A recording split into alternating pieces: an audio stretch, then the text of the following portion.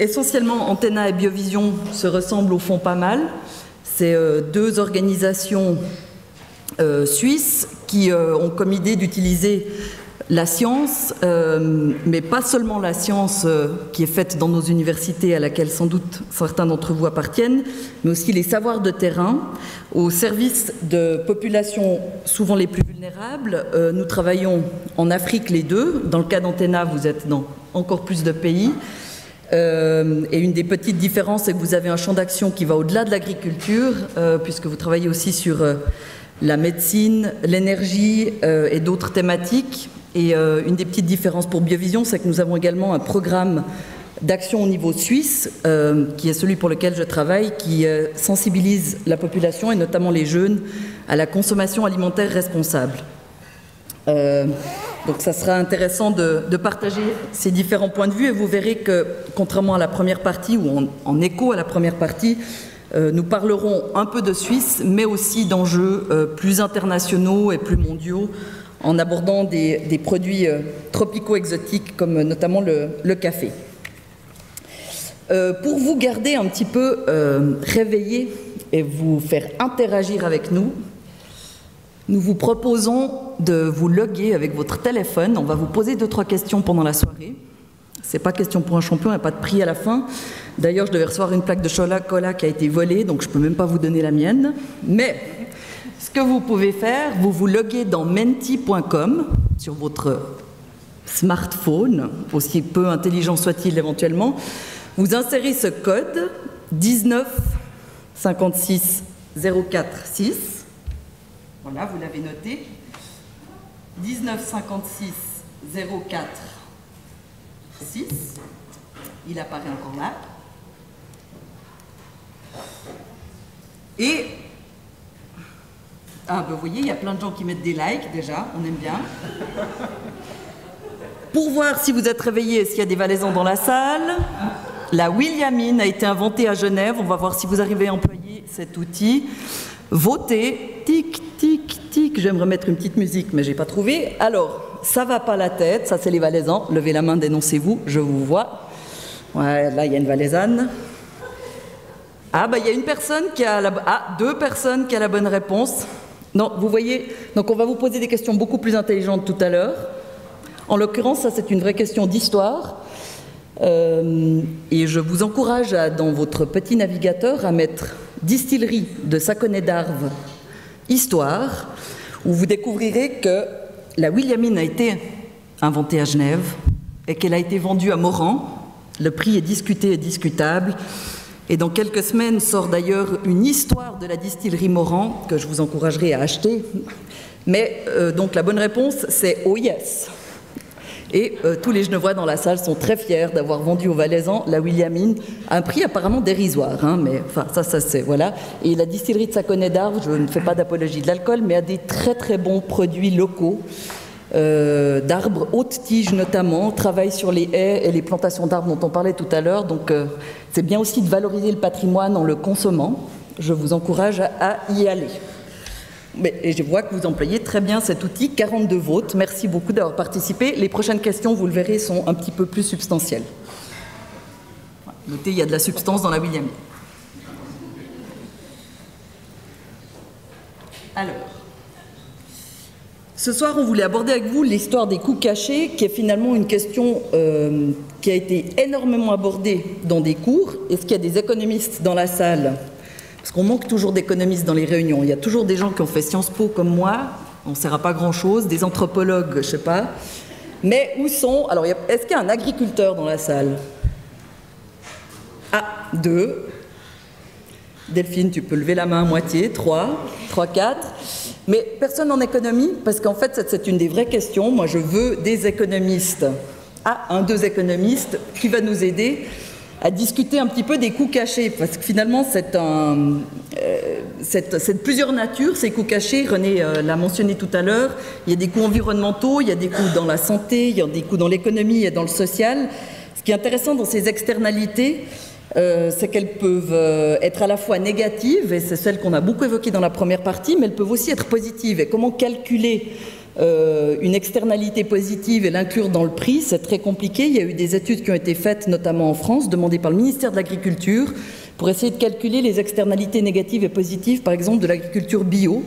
Comment est-ce qu'on intègre une meilleure connexion sociale, par exemple, comment est-ce qu'on calcule, qu'on mesure et qu'on intègre dans le chiffrage des éléments plus irrationnels et immatériels. Et ça, c'est vraiment assez intéressant. Il y a évidemment toutes ces questions de services écosystémiques dont on a parlé tout à l'heure, comment est-ce qu'on les intègre. Et l'idée, c'est de vous donner 3-4 exemples de produits pour vous parler de comment est-ce qu'on pourrait passer d'un système actuel où finalement le consommateur il paye 4 fois le prix en réalité. On pense souvent au prix qui est affiché dans le supermarché, qui est un des aspects du produit. Mais après, finalement, vous payez aussi vos taxes, vos impôts, et là-dedans, il y a des subventions qui sont destinées, entre autres, à l'agriculture et à la santé et à des aspects corollaires. Vous êtes taxé sur certaines des externalités négatives et finalement, les coûts de la santé, c'est une des externalités sur laquelle vous payez. Donc, le consommateur, aujourd'hui, il paye déjà beaucoup de ses prix. Et l'idée de ce qu'on appelle la comptabilité des coûts réels, c'est d'essayer de rendre ces externalités visibles, d'influencer un petit peu la narration autour du prix et du coût et de la valeur de l'alimentation, d'avoir un outil qui permet d'améliorer la gestion des biens communs, ce qui est une des choses pour lesquelles on est très fort en Suisse, les biens communs, c'est quelque chose qu'on a beaucoup développé.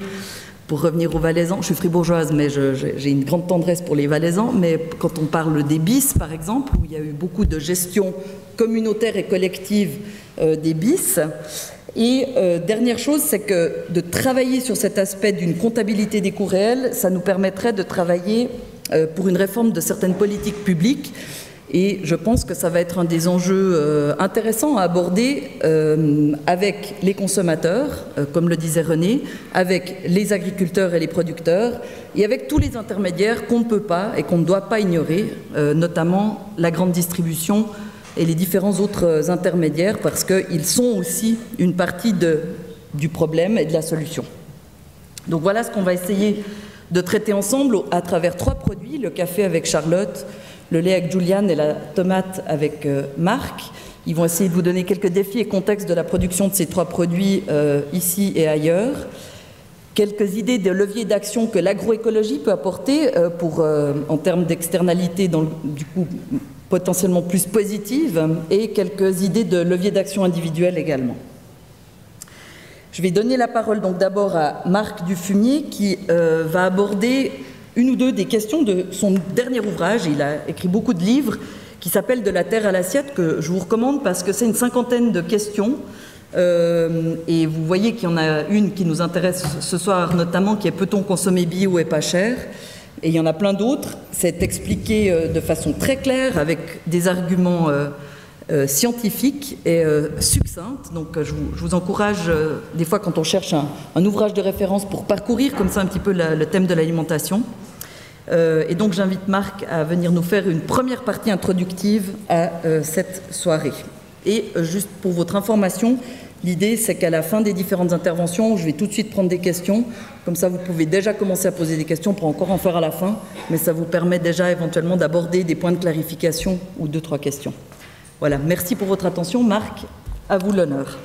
Très bien, merci, bonsoir à toutes et à tous. Alors la question qui m'est posée effectivement, c'est l'agroécologie peut-elle aider à nourrir correctement, durablement, l'humanité tout entière, sans faim, sans malnutrition? Et évidemment, à quel coût? Voilà, c'est comme ça que je comprends la question. Alors la réponse, elle est catégorique, oui. Il est parfaitement possible de nourrir correctement et durablement l'humanité tout entière, sans laisser pour compte, et durablement, sans préjudice pour les générations futures, et vous allez voir même sans coût caché, sans pollution majeure, sans coût sanitaire à cause de cancers liés à la présence des néonicotinoïdes, c'est parfaitement possible. Alors première chose, d'abord, sachez qu'à l'échelle mondiale, il y a pléthore de nourriture. Il y a beaucoup trop de nourriture, on pourrait nourrir bien plus que l'humanité telle qu'elle est là aujourd'hui. On est mais bien au-delà. Ne pas avoir faim aujourd'hui, c'est avoir 2200 kilocalories. Dans les pays d'Europe de l'Ouest, on est déjà bien au-dessus de cette ration. Mais pour nourrir correctement un habitant, il faut produire de l'ordre de 200 kilos de céréales par habitant et par an, hein, quitte à ce qu'une partie de ces céréales soit transformée en production animale. Et la production mondiale est déjà de 330. Il y a pléthore de nourriture. Pourquoi des gens ont faim et souffrent de malnutrition? C'est qu'ils sont trop pauvres. On en trouve chez nous, hein. Dans les pays d'Europe de l'Ouest, il y a des SDF, il y a des chômeurs, il y a des gens qui vont dans les banques alimentaires mendier leur nourriture et souffrent de la faim, de la malnutrition. Ça n'a rien à voir avec le fait que l'Europe de l'Ouest ne produirait pas assez. Il y a des excédents. L'Europe de l'Ouest produit des excédents, je pense qu'on le verra pour le lait, mais c'est vrai aussi pour d'autres, des céréales, du sucre, des poulets bas de gamme et ce genre de choses. Et qu'est-ce qu'on fait de ces excédents? Ben, vous le savez déjà, il y a des gens riches qui achètent une alimentation qui échappe à des pauvres et qui le mettent dans le frigo et ensuite le mettent à la poubelle. Ça n'a même pas été déballé, ça s'appelle le gaspillage. Il y a des grandes et moyennes surfaces qui éventuellement, parce que c'est mal calibré, vont foutre ça à la poubelle. Mais donc il y a de la nourriture aujourd'hui qui échappe à des pauvres, qui ont été quand même achetés par des riches, et ça a été à la poubelle. Le deuxième, c'est qu'effectivement, il y a aussi, y compris dans des pays excédentaires, hein, comme le Brésil, il y a des gens qui produisent du maïs, qui produisent du soja, et il y a des Brésiliens qui ont faim, les gens des bidonvilles ont faim, parce qu'ils sont trop pauvres et ne peuvent pas acheter le maïs, le soja, la viande et les agrumes que produit le Brésil, parce que le maïs et le soja est acheté par nos cochons, par nos volailles. Oui, il y a de l'alimentation qui échappe à des pauvres et qui sert à l'alimentation des cochons. Les cochons sont plus riches que les gens qui habitent les bidonvilles. Et puis le dernier aspect, c'est que oui, il y a de la nourriture aussi qui sert à donner à boire à nos voitures, fabriquer de l'agrodiesel, fabriquer de l'éthanol, et ça donne à boire à nos voitures. C'est les inégalités de revenus dans le monde qui sont à l'origine de la faim et de la malnutrition. Vous allez voir que chez nous, dans les pays d'Europe de l'Ouest, pour un grand nombre de produits dont nous sommes excédentaires, nous pourrions produire moins mais mieux.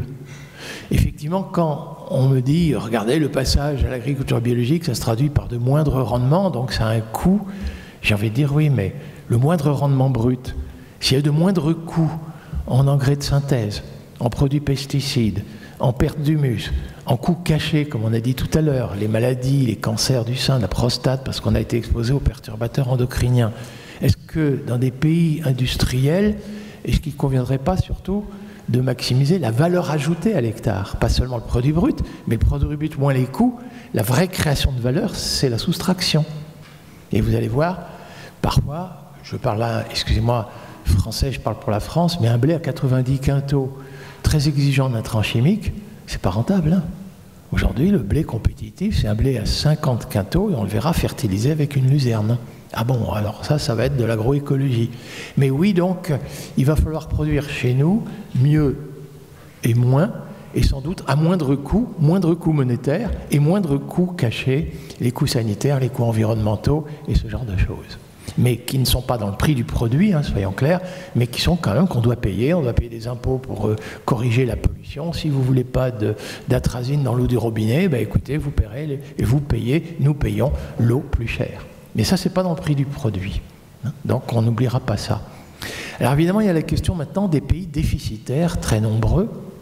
Et la question devient, est-ce que là-bas, est-ce que l'agroécologie pourrait aider les gens à produire plus, du coup, retrouver une plus grande sécurité des approvisionnements, sécurité alimentaire dans le sens quantitatif, et sans oublier la sécurité sanitaire des aliments aussi pour ces peuples-là. Pourquoi devraient-ils à tout prix ingurgiter des perturbateurs endocriniens?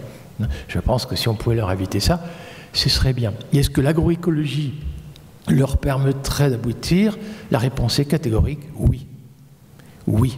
Et à très faible coût en énergie fossile et sans agrotoxiques.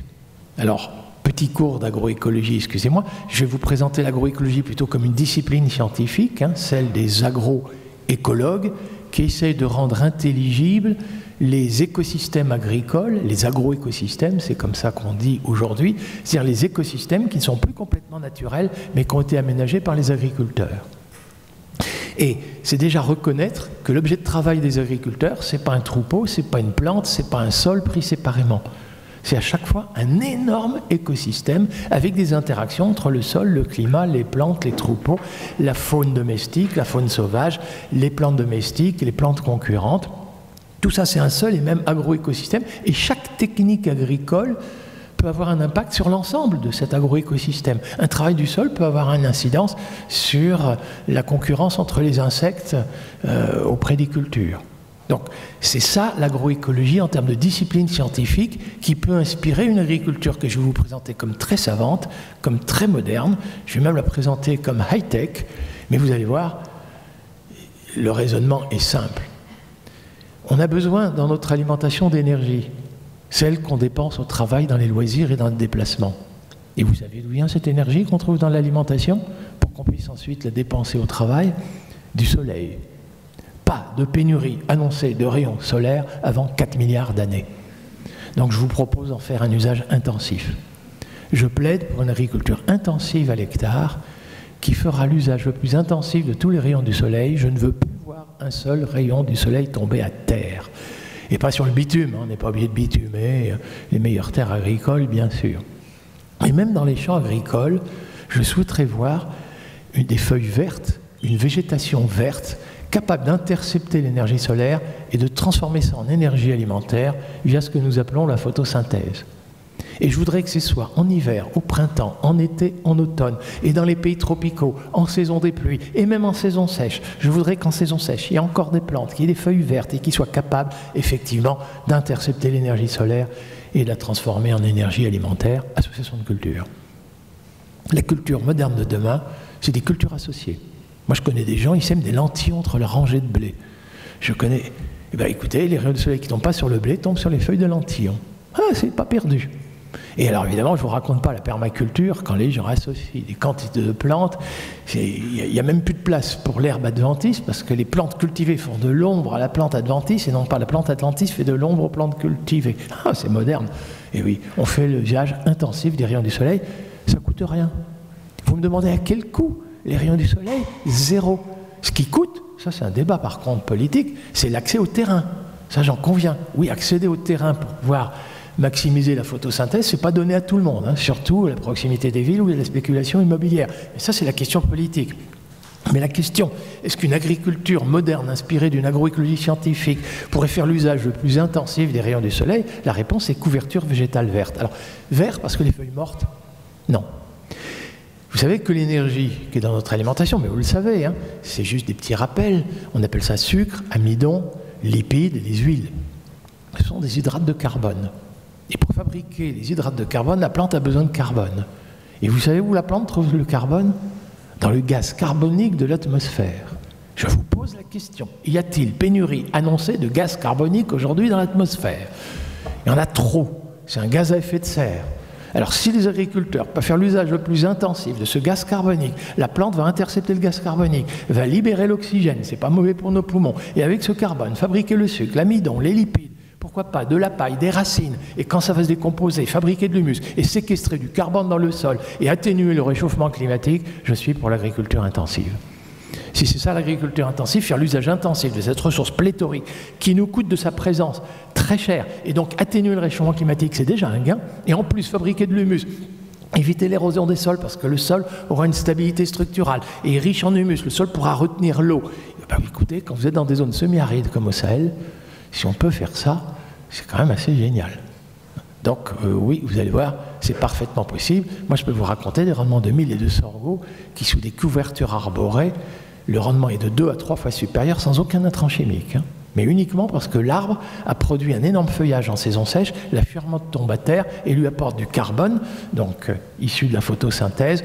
Vous verrez, il lui apporte aussi de l'azote parce que c'est une légumineuse. Mais en tout cas, il y a déjà des solutions qu'on connaît déjà, y compris dans des pays où on souffre de la faim et de la malnutrition aujourd'hui. Hein. On n'a pas 100 solutions techniques dès aujourd'hui. Alors, la difficulté, vous l'imaginez, il faut que la feuille soit verte. Et la feuille n'est verte que si la plante est suffisamment alimentée en eau. Parce que figurez-vous, le gaz carbonique, il rentre dans la plante par des petits trous, c'est les petits trous par lesquels la plante transpire. On appelle ça stomate. Mais la plante, elle est comme nous, hein, plus il fait chaud, plus il fait sec, plus il y a du vent, plus elle transpire. Nous, il nous faut boire tout de suite, sinon on se déshydrate et on meurt. La plante, elle, quand il y a une période de sécheresse, elle a un avantage sur nous, c'est qu'elle peut momentanément arrêter de transpirer pour ne pas se déshydrater. Et du coup, elle ferme les petits orifices par lesquels elle était en train de transpirer. Sauf qu'elle vient de fermer les orifices par lesquels le gaz carbonique rentrait dans la plante et par lesquels elle libérait l'oxygène. La photosynthèse est arrêtée quand les plantes, pour ne pas souffrir, pour résister au stress hydrique, cessent de transpirer. Ça, c'est la gestion de l'eau. Là, l'agroécologie, c'est une gestion savante de l'eau, et vous savez qu'avec le réchauffement climatique, le dérèglement climatique, la distribution des pluies va devenir de plus en plus chaotique. Mais l'eau qui nous est donnée gratuitement, puisque vous me posez à quel coût, on va faire l'usage intensif de cette eau de pluie. Et on va essayer d'emmagasiner dans le sol. Je ne veux plus voir de l'eau ruisseler, nulle part. Terminé. Si ça doit revenir à la mer, ce sera après être rentré, s'être infiltré dans le sol et avoir rejoint la nappe phréatique. Mais on va essayer de mettre le maximum d'eau en stock dans le sol, disponible pour la plante, pour que même en saison sèche, elle trouve encore de l'eau et puisse continuer de transpirer, donc continuer la photosynthèse, continuer d'intercepter l'énergie solaire et de la transformer en énergie alimentaire, continuer d'intercepter le gaz carbonique et nous fabriquer l'amidon, le sucre, les lipides, les hydrates de carbone. On va empêcher le ruissellement, couverture végétale. Ah tiens, culture associée. De nouveau, culture végétale maximale et la plus permanente possible en toute saison. On va remédier pour que ça ne ruisselle pas vers le bas.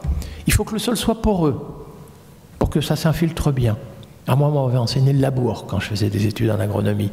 Maintenant, j'enseigne le minimum labour, zéro labour, semi-direct, le moindre travail du sol, parce qu'on sait aujourd'hui qu'un excès de travail du sol, un excès de labour, ça l'aère, mais ça oxyde le carbone de l'humus, qui retourne à l'état de gaz carbonique. C'est pas génial.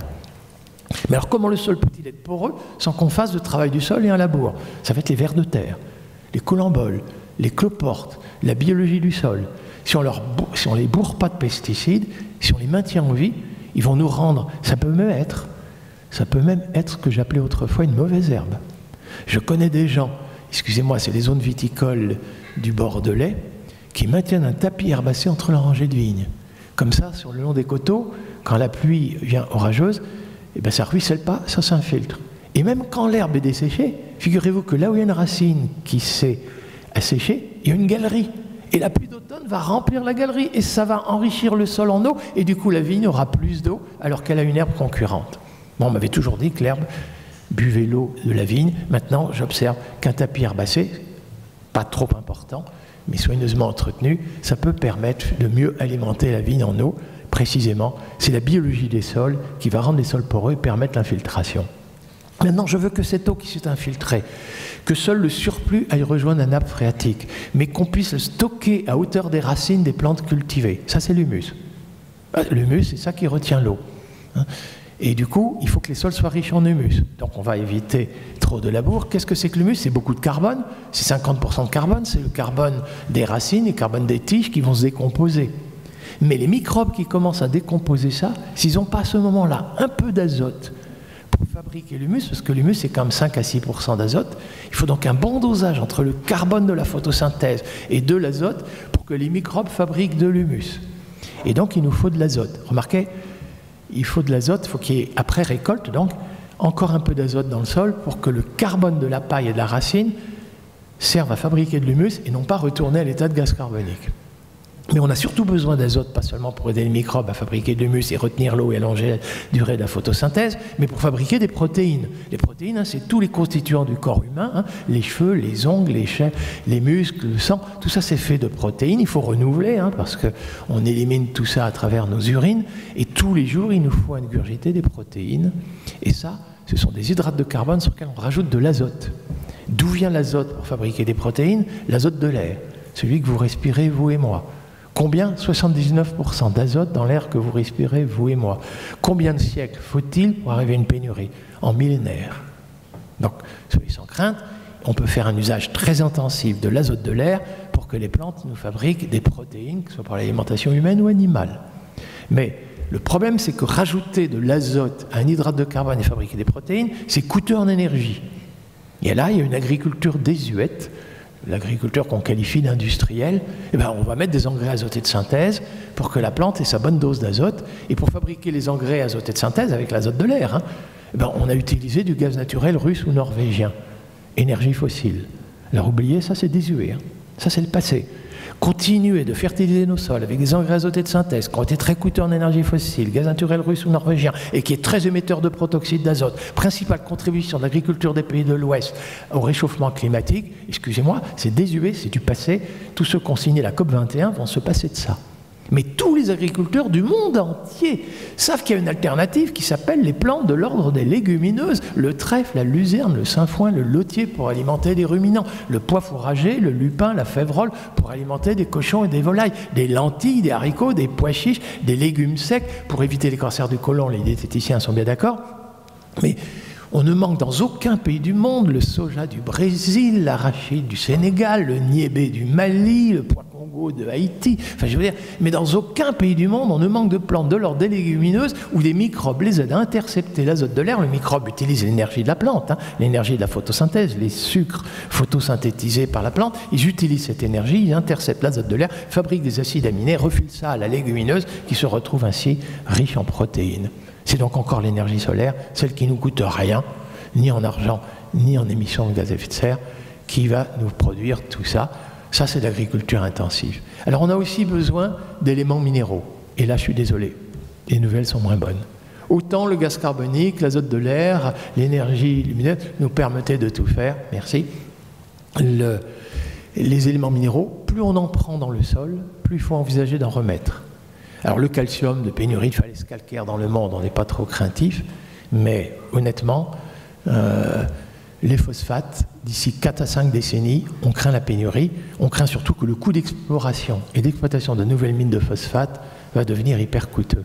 Là, il faut être très économe, il faut que rien ne reparte vers la mer, hein, c'est terminé les lisiers et tout ça qui repartent vers la mer, hein. Donc on fera du fumier, on remettra l'économie circulaire, on remettra tout ça, les effluents, pour resynthétiser, pour remettre ça dans le sol, et ce sera dans l'humus, hein, le phosphate retiendra l'humus, il sera minéralisé un jour, il redeviendra disponible pour la plante, mais il nous faut trouver du phosphore ailleurs. Il y a quand même une bonne nouvelle, il y en a beaucoup, mais il y a un mais, terrible, à faible dose, dans la roche-mère. Le granit, le grès, le schiste, sous le sous-sol. Il libère des éléments minéraux tous les jours. Mais ce n'est pas accessible à une racine de blé. Mais si vous avez des arbres avec sa racine d'arbre, avec sa racine profonde, il va aller chercher les éléments minéraux, ça va remonter avec la sève, ça va dans la feuille, la fermente tombe à terre, ça fertilise la couche arable. Oui, l'agroforesterie, les cultures sous parc arboré, je vous citais tout à l'heure les 1000 sangos sous parc arboré de Federbia albida, au Niger, va aller chercher l'élément minéraux et ça fertilise la culture annuelle qui est en dessous. Et en plus maintenant, hyper moderne, je ne vous raconte pas, hein, les champignons mycorhiziens, je ne vous parle pas seulement de la truffe qui est bonne pour les gourmets parmi nous, mais ces champignons qui s'incrustent dans la racine de la plante, ça peut être l'arbre, mais ça peut être une plante annuelle, et qui vont développer un mycélium extrêmement fin et qui vont débusquer les éléments minéraux, phosphates compris, coincés entre les feuillets d'argile. Les phosphates que la plante ne parvenait pas à retirer, le champignon le retire et le restitue à la plante dont il avait tiré l'énergie. Ça, c'est les principaux progrès en fertilisation minérale, on va dire. C'est effectivement l'utilisation de micro-organismes utiles, dont les champignons mycorhiziens. Et bien, je vais vous dire, on a toutes les raisons de penser qu'on pourra nourrir correctement et durablement l'humanité tout entière, d'autant plus que quand vous aurez remis des arbres, des haies ou des Federbia albida, ben figurez-vous, dans la haie, il y aura peut-être des coccinelles. La coccinelle va neutraliser le puceron. Vous ne mettrez plus de pesticides. Dans les hautes tiges, il y aura des mésanges qui vont s'attaquer à la larve de Capocaps. Vous ne mettrez plus de pesticides. Et les carabes vont s'attaquer aux limaces. Vous ne mettrez plus de pesticides. Et du coup, on maintiendra la biologie des sols. Alors effectivement, pour les champignons, c'est un peu plus compliqué, la vigne, la rouille, la vigne, etc. Et il faudrait éviter de mettre des fongicides, parce que sinon on va tuer les champignons mycorhiziens utiles du sol. Oui, il va falloir maintenant trouver des variétés tolérantes et résistantes à ces agents pathogènes, à ces prédateurs, à ces herbes concurrentes. Oui, on va devoir, y compris il y a des paysans entre eux, il faut y sélectionner ça. Quand on parlera de la tomate tout à l'heure, vous allez voir comment on a sélectionné les tomates. Mais on peut utiliser des savoir-faire, des expériences empiriques des paysans, des résultats de nos recherches empiriques et les fondements scientifiques d'agroécologues. On pourrait parfaitement travailler ensemble et je peux vous assurer, dans tous ces pays déficitaires, on peut accroître d'emblée les rendements. Chez nous, l'agriculture bio, comme il faut restituer de l'humus, il faut remettre des coccinelles, il faut remettre des bourdons, il faut remettre des pollinisateurs. Dans un premier temps, ça se traduit par une baisse de rendement. mais sachez que dans un très grand nombre de pays, notamment les pays déficitaires, on peut d'emblée, en faisant l'usage intensif des ressources naturelles renouvelables, peu coûteuses, gratuites. Alors, quel coût? Ben oui, elle est artisanale, cette agriculture. Elle est diversifiée. On met des rotations longues. Elle exige du travail. Voilà le coût. Oui, un produit bio, nécessairement, est payé plus cher parce qu'il a exigé plus de travail.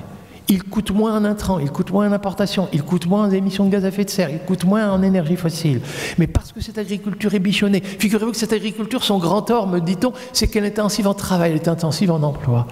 Et sitôt de promouvoir une forme d'agriculture intensive en emploi dans des pays où il y a un taux de chômage, même dans les pays industriels. En France, on est à 9%, 10% de chômage. Je veux dire, ici, peut-être un peu moins.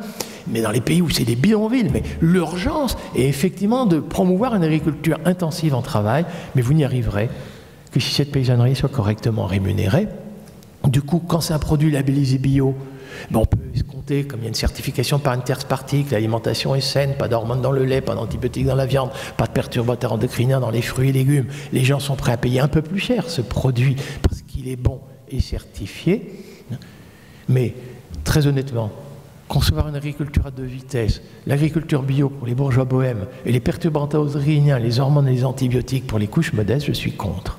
Oui, il y aura urgence de parvenir à ce que cette agriculture agroécologique, qui a de moindres coûts cachés, que le supplément de travail des agriculteurs qui s'adonnent à ce type d'agriculture soit correctement rémunéré par des services environnementaux. Vous séquestrez du carbone avec telle ou telle technique, c'est conforme à l'intérêt général. C'est un service d'intérêt général, je vous paye.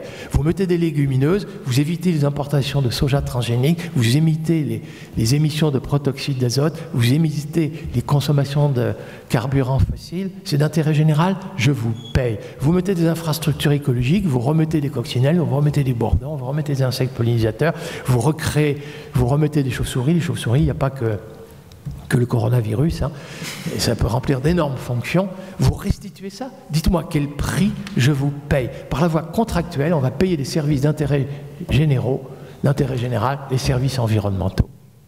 Voilà, techniquement, oui, on peut nourrir correctement et durablement l'humanité tout entière, un coût supplémentaire en travail, de nettement moins coûts de recachés, même de moindres coûts monétaires en importation, ce genre de choses. C'est parfaitement possible. Moi, j'ai juste une question.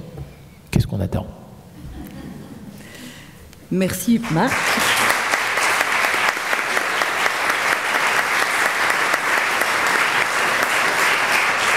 Est-ce que sur cette première partie introductive, et vous allez voir que nous allons filer dans plusieurs métaphores dans les présentations suivantes, l'aspect des légumineuses, l'aspect du travail rémunéré à sa juste valeur, est-ce qu'il y aurait une ou deux questions préliminaires déjà à ce stade? Monsieur en haut, est-ce que j'ose demander? Merci beaucoup.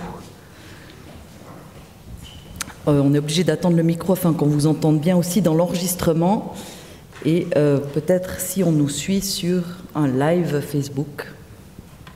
On nous suit sur un live Facebook.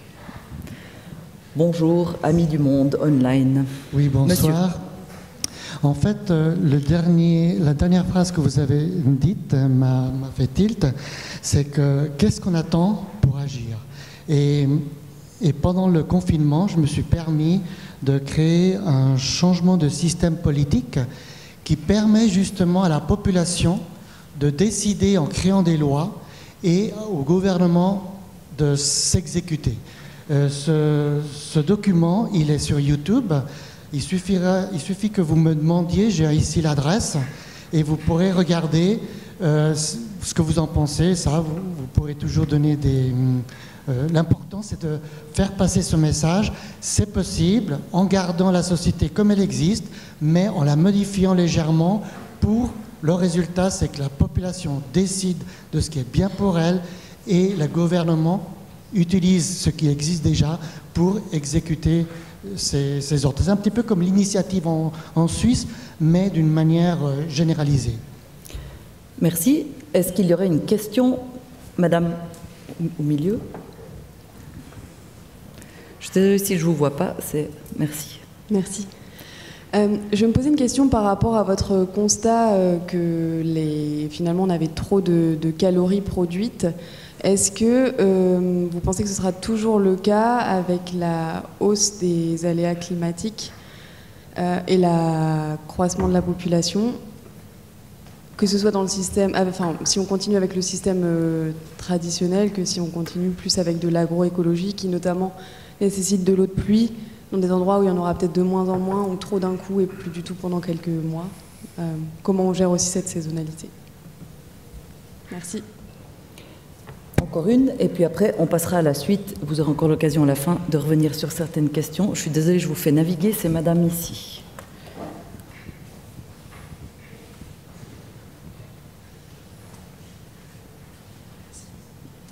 Oui, merci beaucoup. Donc, qu'est-ce qu'on attend? Donc, quels sont les points de blocage aujourd'hui qui nous empêchent de passer, de vous écouter?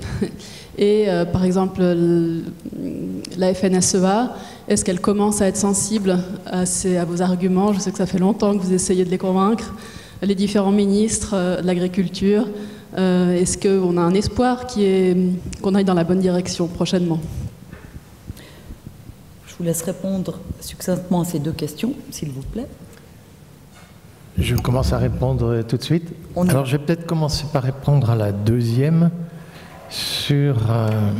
pour dire quand même que la réponse est quand même oui. Donc, il y a vraiment pléthore de nourriture, mais effectivement, c'est utilisé à d'autres usages. Et la croissance démographique est très forte, et en particulier dans les pays du Sud, hein, ça, il ne faut pas nier. Plus encore, dans un certain nombre de pays émergents, il y a des gens qui sortent de l'extrême pauvreté et commencent à manger davantage, j'ai presque envie de dire, enfin accès à quelques œufs, un peu de lait, un peu de viande. Et comme il faut entre 3 et 10 calories végétales pour fabriquer une calorie animale, on peut effectivement considérer que dans les 30 ans qui viennent, la demande en production végétale destinée à l'alimentation humaine et animale, hein, même si l'alimentation animale est destinée ultérieurement à l'alimentation humaine, va plus que doubler. Alors, évidemment, quand je vous disais c'est 200 kg de céréales, on est à 330, le double c'est 400. Mais c'est pas inatteignable. Il nous faut être très clair. Et avec les agricultures inspirées de l'agroécologie, dans les pays déficitaires, on peut d'emblée accroître le rendement. Et quand je vous dis sous un parc arboré de Federbia albida au Niger et au Mali, hein, je vous parle là des régions vraiment, là où on souffre vraiment de la faim et de la malnutrition, c'est en 15 ans qu'on double et triple presque le rendement d'un mil et d'un sorgho. Il faut quand même attendre que le Federbia albida, cet arbre en question, puisse atteindre sa grandeur. Donc, on a quand même beaucoup de raisons d'être optimiste pour répondre que oui. L'autre argument que j'avance assez rarement, en tout cas qui est avancé dans les scénarios de l'IDRI et dans les scénarios SIFA, SYFA, un acronyme anglo-saxon, c'est le constat que 80%, un peu plus même, de la surface destinée à l'alimentation est réservée aux animaux. Alors, ce n'est pas que le pâturage, hein, mais c'est... Vous savez qu'un élevage de poulets dit hors sol très intensif en France, c'est une agriculture extensive.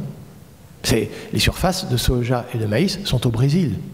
Et donc on a tort de qualifier cet élevage de poulets chez nous en espace confiné d'un élevage intensif. C'est un élevage redoutablement extensif. Et là, très clairement, si une partie de ces surfaces destinées à l'alimentation animale aller éventuellement à l'alimentation végétale des humains, c'est-à-dire si, notamment dans les pays où d'ailleurs pour des raisons diététiques, on nous conseille plutôt quand même de manger moins de viande rouge, plus de légumes secs pour éviter les cancers du côlon, ben je vais vous dire, oui. Non, là on a vraiment toutes les raisons de penser que techniquement, il est parfaitement possible, mais même plus que doubler, répondre à cette demande en production végétale pour l'alimentation humaine et animale, oui. Plus que la doubler dans les 30 ans qui viennent, c'est vraiment parfaitement possible. Mais effectivement, c'est peut-être une invitation à un régime plus végétarien. Et d'ailleurs, dans nos pays où ceux qui consomment du bio trouvent que le produit est trop cher, il faut faire en sorte que le produit bio soit accessible aux couches modestes. Moi, j'observe que beaucoup de gens qui mangent bio sont aussi des gens qui mangent plus végétarien et le prix de leur repas ne coûte pas plus cher. Souvent, la démarche nutritionnelle et bio est allée de pair et c'est favorable à l'environnement. Donc je suis plutôt très favorable. Alors maintenant, je lirai vos textes très intéressants sur la question politique, mais vous avez raison, hein, à la question qu'est-ce qu'on attend, ce n'est plus le scientifique qui parle là, ça va être le politique. Et je ne vais pas me défausser, je vais vous dire un petit peu ce que j'en pense. Les points de blocage sont nombreux. Il y a des phénomènes culturels que ce soit chez les agronomes, pour qui une variété améliorée était améliorée, une mauvaise herbe était une mauvaise herbe. On savait ce qui était bon, on savait ce qui était mauvais, on était proche de Dieu, et on a du mal à se remettre en question de dire peut-être qu'on avait tout faux. C'est-à-dire que des scientifiques se soient autorisés à devenir scientocrates et définir le bon, le mauvais, améliorer un rendement, c'est la croîte, en regardant n'importe quoi les coûts, enfin, je veux dire, il faut arrêter ce cirque. Donc il y a une révolution culturelle dans le monde scientifique, dans le monde paysan aussi. Vous me dites, les syndicats, eh bien, effectivement, il y en a qui, pendant longtemps, ont épousé ce type d'agriculture parce qu'on leur disait qu'il faut produire moins cher en termes monétaires, tant pis, il faut remplacer des gens par des machines, tant pis pour le chômage. C'est ça qui a été dit pendant longtemps. Et si vous voulez être compétitif, de toute façon, il faut que vous grignotez les terres de votre voisin. Donc lui, s'il n'est pas compétitif, enfin, si ce n'est pas lui qui part, ce sera vous, parce que lui sera plus compétitif, quoi. C'est clair que des gens qui ont adhéré à ça et qui ont traité leurs voisins de producteurs bio, tu as vu ta parcelle, elle est sale, en lui disant, t'es comme si toi t'étais sale, c'est hyper difficile. Mais aujourd'hui, dans un certain nombre de pays quand même, où on découvre que ces céréales, ce sucre, ces poulets bas de gamme, cette poudre de lait qu'on exporte vers la Chine, soi-disant, avec des... Enfin, ce sera pour le commentaire d'après. Donc je ne vais pas commencer à parler de cette poudre de lait, mais les gens découvrent qu'ils ont des revenus qui commencent à devenir de plus en plus dérisoires. Et ils commencent à découvrir que c'est l'agroécologie qui pourrait leur permettre de s'en sortir.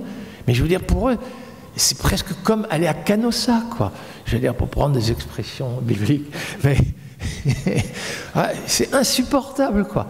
Et évidemment, il faut aussi, dans les points de blocage, mais ça vous l'avez compris, vous voulez que je vous cite alors je commençais par des Suisses, Syngenta, Nestlé, Danone, Limagrain, ça y est, là je suis rentré en France, Tereos. Écoutez, pour eux, tout ce que je viens de dire là, ça mérite d'être dénoncé. Et les néonicotinoïdes, écoutez, on ne pourra jamais faire ça. Hein. Votre betterave à la jaunisse, écoutez, c'est parce qu'il y a eu trop de pucerons, et donc il faut enrober les graines de néonicotinoïdes, quoi. Et il faut rechanger la loi, alors que tout le monde était d'accord pour qu'on s'en passe. Tout simplement parce qu'il y a eu un accident climatique cette année et une prolifération de pucerons. Oui, ces gens-là sont très très forts.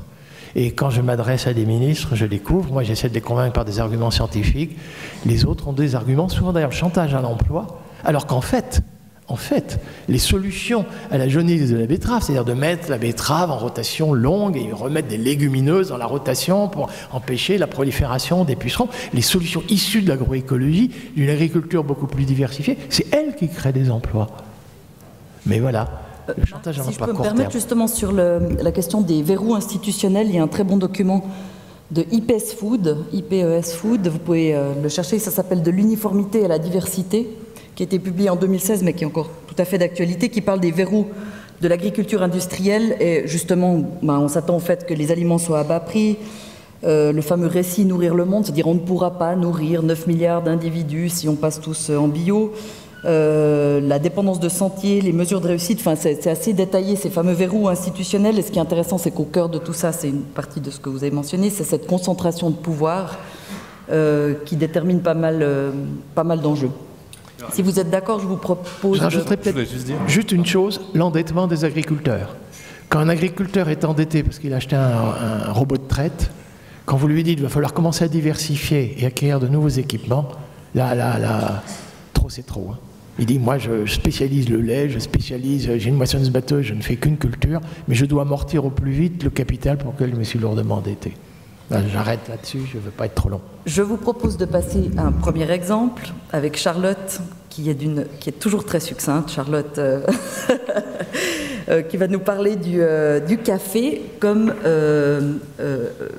potentiel, enfin quels sont les potentiels de l'agroforesterie que tu vas d'ailleurs expliquer, et de l'agroécologie dans le café. Voilà, à toi, tu peux aller de l'avant.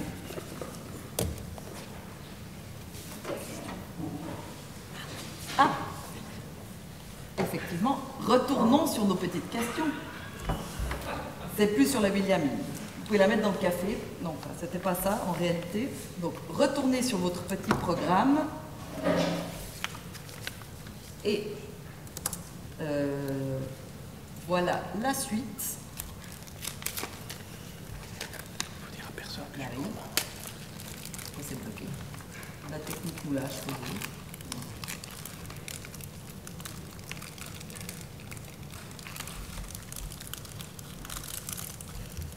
Alors,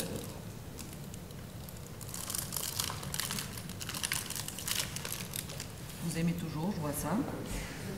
C'est ça qui est beau, tous ces cœurs. Pourquoi ça ne marche plus? Il n'y a plus d'internet?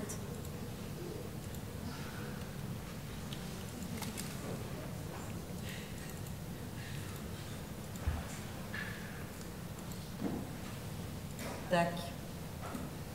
Alors, l'idée c'était de vous demander, c'est un café au hasard, combien coûtent ces 500 grammes de café bio Fairtrade? Et l'idée c'est de vous demander, d'après vous, ces différents prix. C'est issu en fait d'un projet qu'on fait avec Biovision qui s'appelle Consommer durable, Clever. On va dans les écoles sensibiliser les jeunes et les moins jeunes à l'impact de leur consommation sur l'environnement, la biodiversité, le climat, et on leur présente des produits comme celui-là, ou des chips, ou des pizzas surgelées, ou le coca, puis on leur demande de faire des achats le plus durable possible et on évalue leur panier d'achat. Je vois que vous êtes des consommateurs, soit vous êtes tous sur leshop.ch, soit vous avez effectivement une bonne estimation de ce que ce café peut coûter. Et la question que Charlotte voulait vous poser d'ailleurs par la suite, c'est jusqu'à combien seriez-vous prêt à payer en fait pour un café de ce type qui soutient vraiment les petits producteurs? Est-ce que vous n'avez pas de limite? Est-ce que vous êtes prêt à payer le prix qu'il est en réalité? Il n'y a pas de limite. Ça, c'est les baristas hipsters. Bean to bar, tout ça, on est tous... Donc on peut le faire encore plus cher, Charlotte, ton café 10 francs. On teste un petit business model.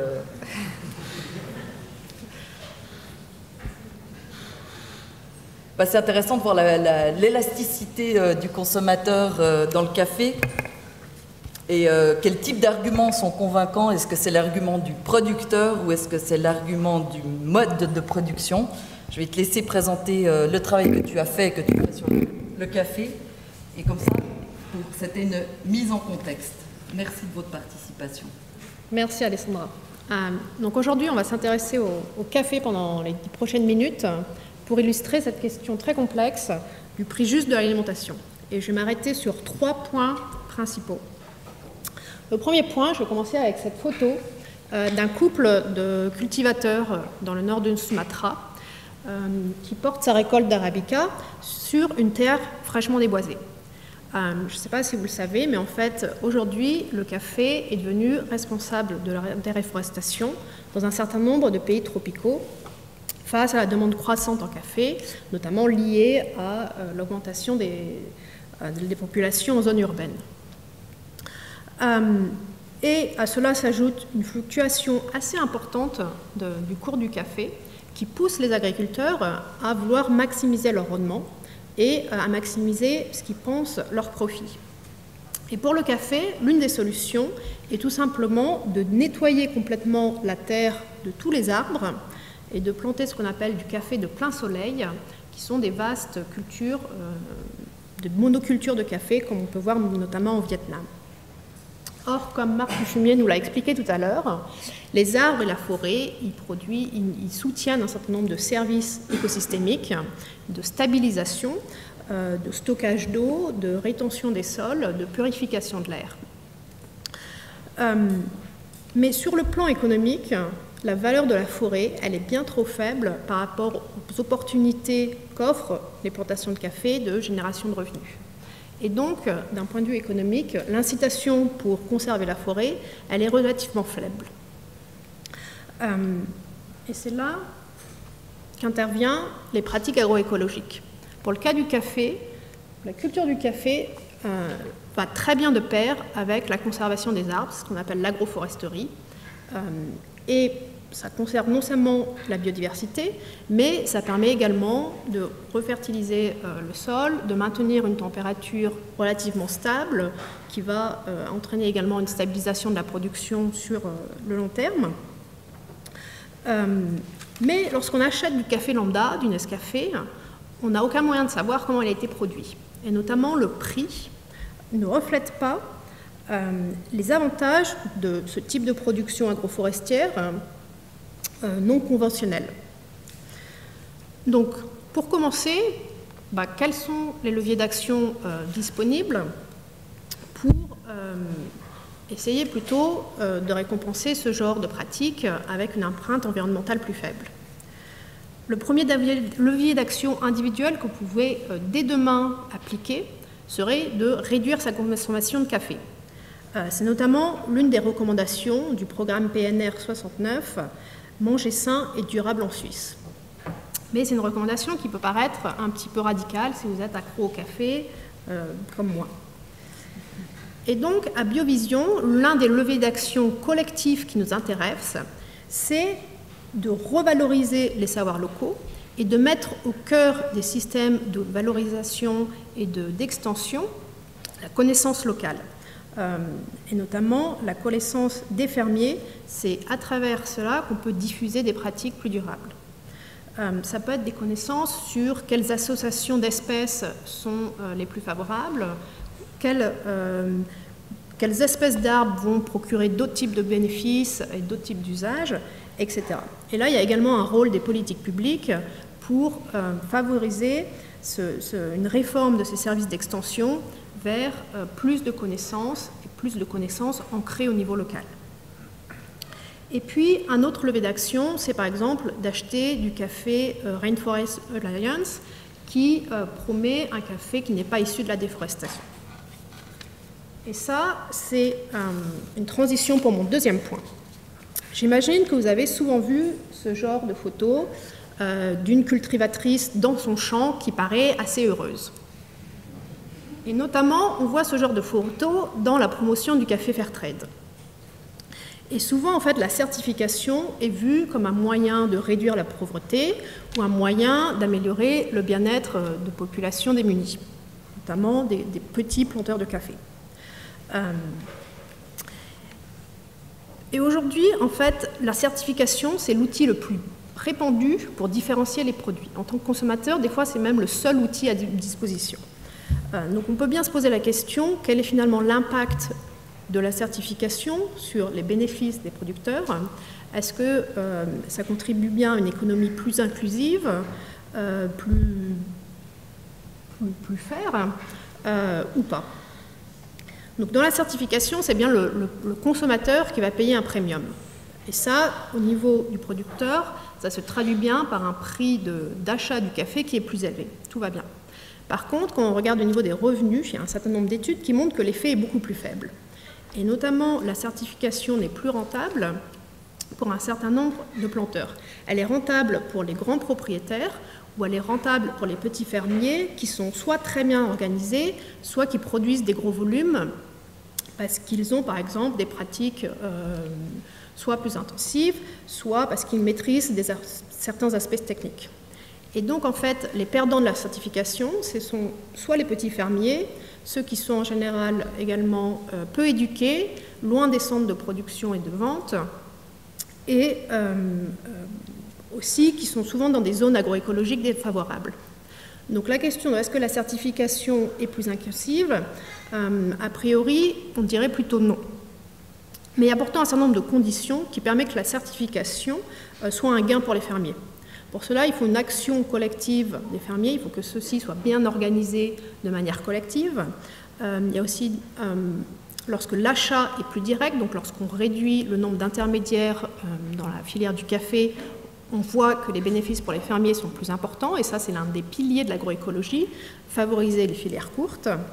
Et également lorsque les fermiers reçoivent une assistance technique qui peut venir soit des services publics, qui est payé alors dans ce cas-là par les contributeurs, soit par des bailleurs extérieurs, soit par des investisseurs extérieurs, qui quand même nécessitent un certain investissement ou un certain coût qui n'est pas directement pris en compte dans la certification.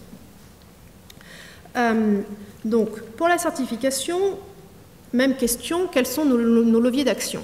En tant que consommateur, au niveau individuel, comme Alessandra vous l'a expliqué, on a ce programme de sensibilisation Clever. Le premier conseil que l'on donne, c'est souvent de favoriser les produits avec label. Avec certificat, c'est le seul moyen pour un consommateur peut-être peu éclairé de se diriger vers des produits plus durables. Ici, je vais aller un petit peu plus loin, et pour le café Fairtrade, si vous avez cette information, préférez du café qui provient directement des producteurs, qui vient d'un achat direct. Vous aurez une chance un petit peu plus grande que ce café bénéficie bien les producteurs. Et puis au niveau collectif, il y a un certain nombre de recommandations qu'on peut faire sur la certification elle-même pour qu'elle soit plus transparente sur les coûts et sur les bénéfices. Notamment, un fermier qui veut s'engager dans la certification, à l'heure actuelle, il a très peu de données pour savoir si le profit net de cette certification vaut le coup. Donc il y a un travail ici à faire qui peut être collectif, de la part de chercheurs, de la part des organismes certificateurs, de la part de mouvements pour pousser ces certificateurs à être plus transparents. Et puis enfin, il y a des systèmes alternatifs de contrats d'achat direct aux producteurs, notamment avec des coûts de certification qui sont bien plus faibles grâce à des systèmes notamment de contrôle collectif qui peuvent se développer et également augmenter les revenus des agriculteurs.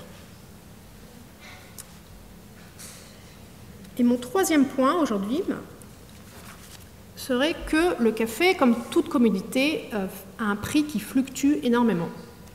Si on regarde à la bourse de New York, au cours des 10 dernières années, en 2019, le prix du café n'a jamais été aussi bas. J'imagine que lorsque vous achetez votre expresso ici à Unimal, vous ne voyez pas la différence de prix.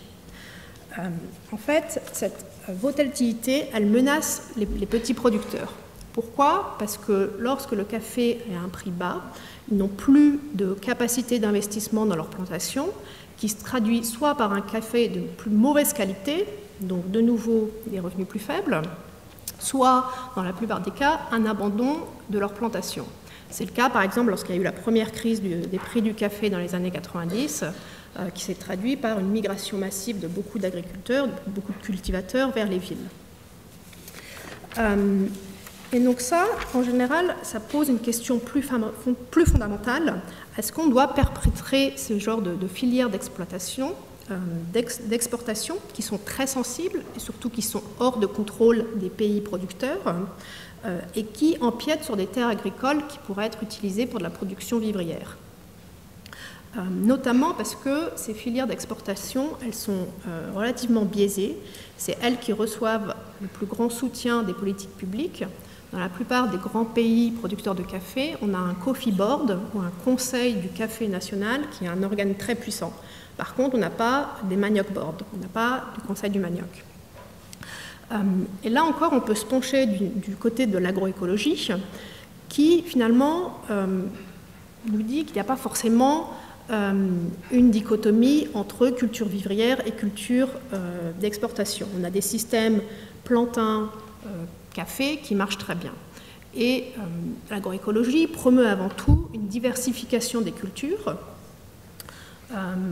et une diversification des cultures de subsistance en général aide à la sécurité alimentaire, mais il est quand même difficile de ne pas plaider pour également avoir des formes de culture génératrices de revenus. Donc dans le cas du café, on a plusieurs levées d'action. Soit on plaide pour que la valeur ajoutée du café ait lieu localement. Donc au lieu d'exporter du café en Suisse pour le torréfier et ensuite le réimporter dans les produits exportateurs, il serait peut-être plus intelligent de promouvoir des systèmes diversifiés de café qui auraient une valeur ajoutée locale bien plus grande. Et puis, deuxième levée d'action qui est un petit peu plus théorique, mais dont Alessandra a évoqué en début de conférence, c'est l'utilisation d'un outil qui s'appelle la comptabilisation des coûts réels, ou True Cost Accounting, qui est maintenant supporté par plus de 500 organisations, qui est un outil d'aide à la décision pour avoir beaucoup plus de transparence sur la répartition des coûts et des bénéfices, par exemple lors d'investissements dans de certains systèmes de production. Et cet outil est utilisé maintenant par certains investisseurs sociaux qui n'a pas pour but donc d'internaliser les prix forcément comme dans le cas de la certification, mais vraiment de rendre transparents les coûts et les bénéfices. Alors, juste pour conclure sur les différents points, les différents leviers d'action, de nouveau, lorsqu'on parle de prix juste pour l'alimentation, le premier levier d'action est donc la transparence. Deuxième point, le café, oui, mais avec modération. Et enfin, préférer les filières courtes et le café qui est issu directement des producteurs. Voilà, je crois qu'on a maintenant 5 minutes de questions pour éventuellement approfondir certains de ces points. Je me permets juste de rebondir sur quelques petits points que tu as dit. Donc PNR 69, c'est le programme national de recherche. Ils ont publié récemment leurs résultats, je vous encourage à aller voir, où ils mettent en écho, et ça a déjà été évoqué dans la conférence précédente, le fait que la santé humaine et la santé de la planète sont liées. Et il y a des recommandations win-win pour les producteurs et les consommateurs, pour la santé et pour l'environnement, au niveau vraiment de la Suisse. Il y a des articles scientifiques qui viennent d'être publiés. Je vous encourage à fouiller un petit peu dans ces recherches extrêmement intéressantes qui ont été conduites au niveau suisse, parce que c'est parfois des données qui nous manquent. Deuxième point très intéressant que Charlotte a mentionné, mais que j'aimerais un petit peu renforcer, c'est que l'agroécologie est perçue très souvent comme seulement une méthode culturelle, une méthode dans les champs. Et en réalité, c'est aussi, tu l'as dit, une vision plus holistique qui comprend également une vision différente de la commercialisation, notamment à travers les circuits courts que tu as mentionnés. Vous pouvez regarder les piliers de l'agroécologie tels qu'ils ont été adoptés par la FAO. Ce qui est assez révolutionnaire, c'est que c'est rentré petit à petit aussi dans ces grémiums internationaux. Et ça comprend pas seulement des pratiques dans les champs, mais également à d'autres niveaux de la chaîne de valeur alimentaire. Et dernière chose que je n'ai pas précisé avant, mais c'est que tu as fait ton doctorat sur l'agroforesterie. Donc, allez-y pour les questions compliquées.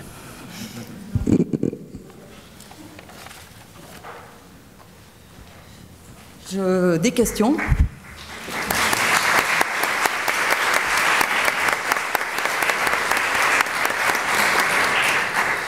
Est-ce qu'il y a des questions spécifiques? Et à part, comme moi, vous êtes très déprimé quand vous dites que vous devez boire moins de café. Alors, n'hésitez pas sur d'autres questions plus générales aussi sur l'agroécologie avec Charlotte qui travaille sur différents projets, dont un projet très intéressant que je mentionne en passant et qui est une des façons intéressantes de travailler en agroécologie, c'est que vous avez un projet en ce moment à Biovision et je pense que vous pourrez lui poser des questions sur ça. C'est un partage de connaissances entre membres, décideurs politiques et membres de différentes administrations publiques. Donc on essaye de mettre en relation des gens de différents pays, notamment en Afrique subsaharienne, pour qu'ils puissent partager leurs bonnes pratiques et mettre en œuvre. Et ça répond notamment à une des questions, qu'est-ce qu'on peut faire, comment agir? Une des façons, c'est de les mettre ensemble autour d'une table, de les faire travailler, de mettre ensemble autour de la table des acteurs de l'agriculture et des acteurs de la politique, afin d'avancer très concrètement sur des chemins d'action et des politiques publiques le plus rapidement possible. Voilà. Ah, monsieur, je vous en prie. Oui, vous avez dit qu'il faut choisir les parcours courts du café, mais ça peut être pour d'autres alimentations, comme on voit à l'écran. Mais comment on sait ça? Est-ce qu'il faut simplement contenter de regarder ce qui est écrit sur le paquet et puis on ne sait même pas si c'est vrai ou c'est sur Internet? Comment vous faites, vous, pour être sûr que ce qui est dit est juste?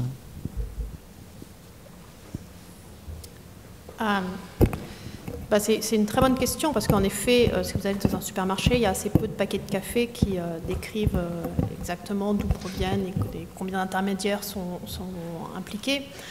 Donc aujourd'hui, en tant que consommateur, vous et moi, l'un des seuls recours, c'est d'aller dans des petits torréfacteurs ou dans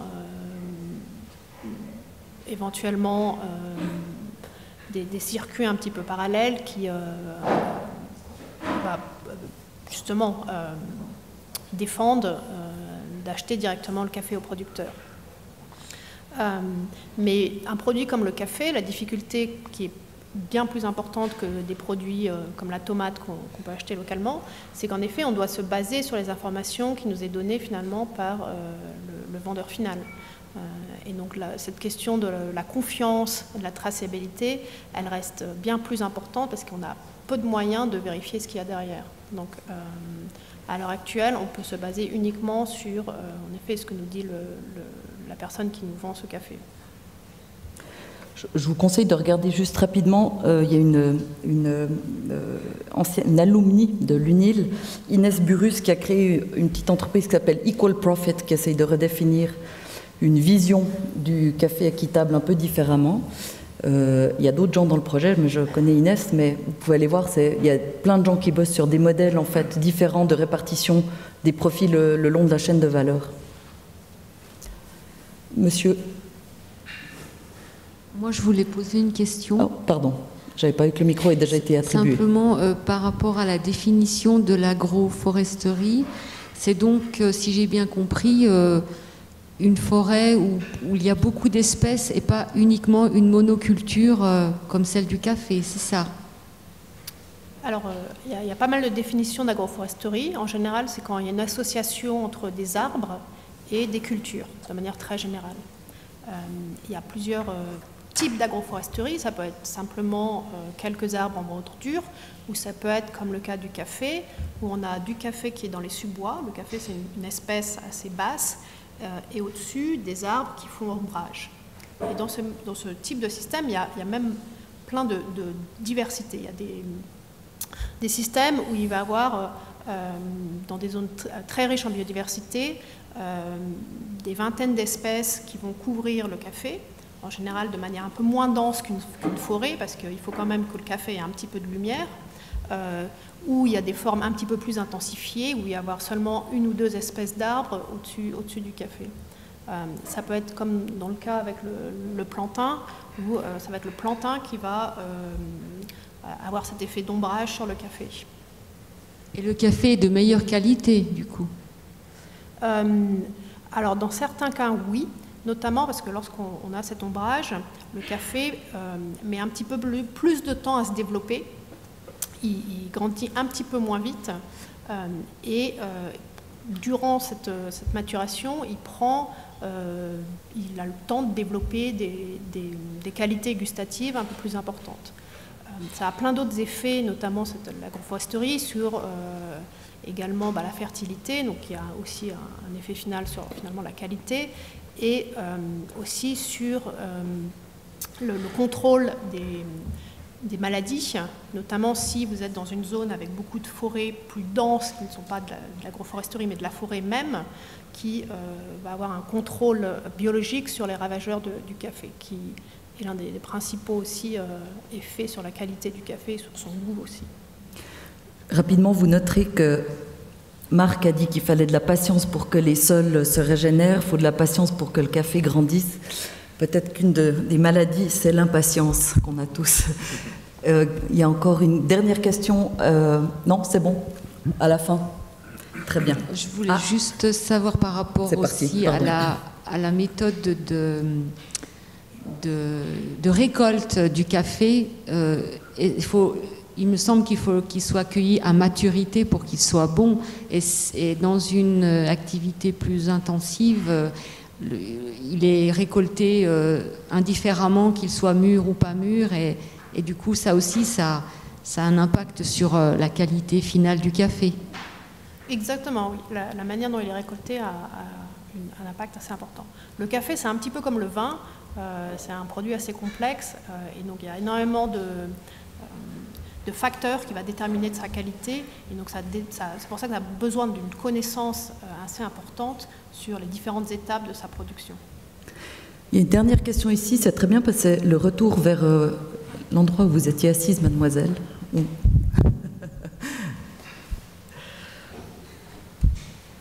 Merci pour votre patience d'ailleurs.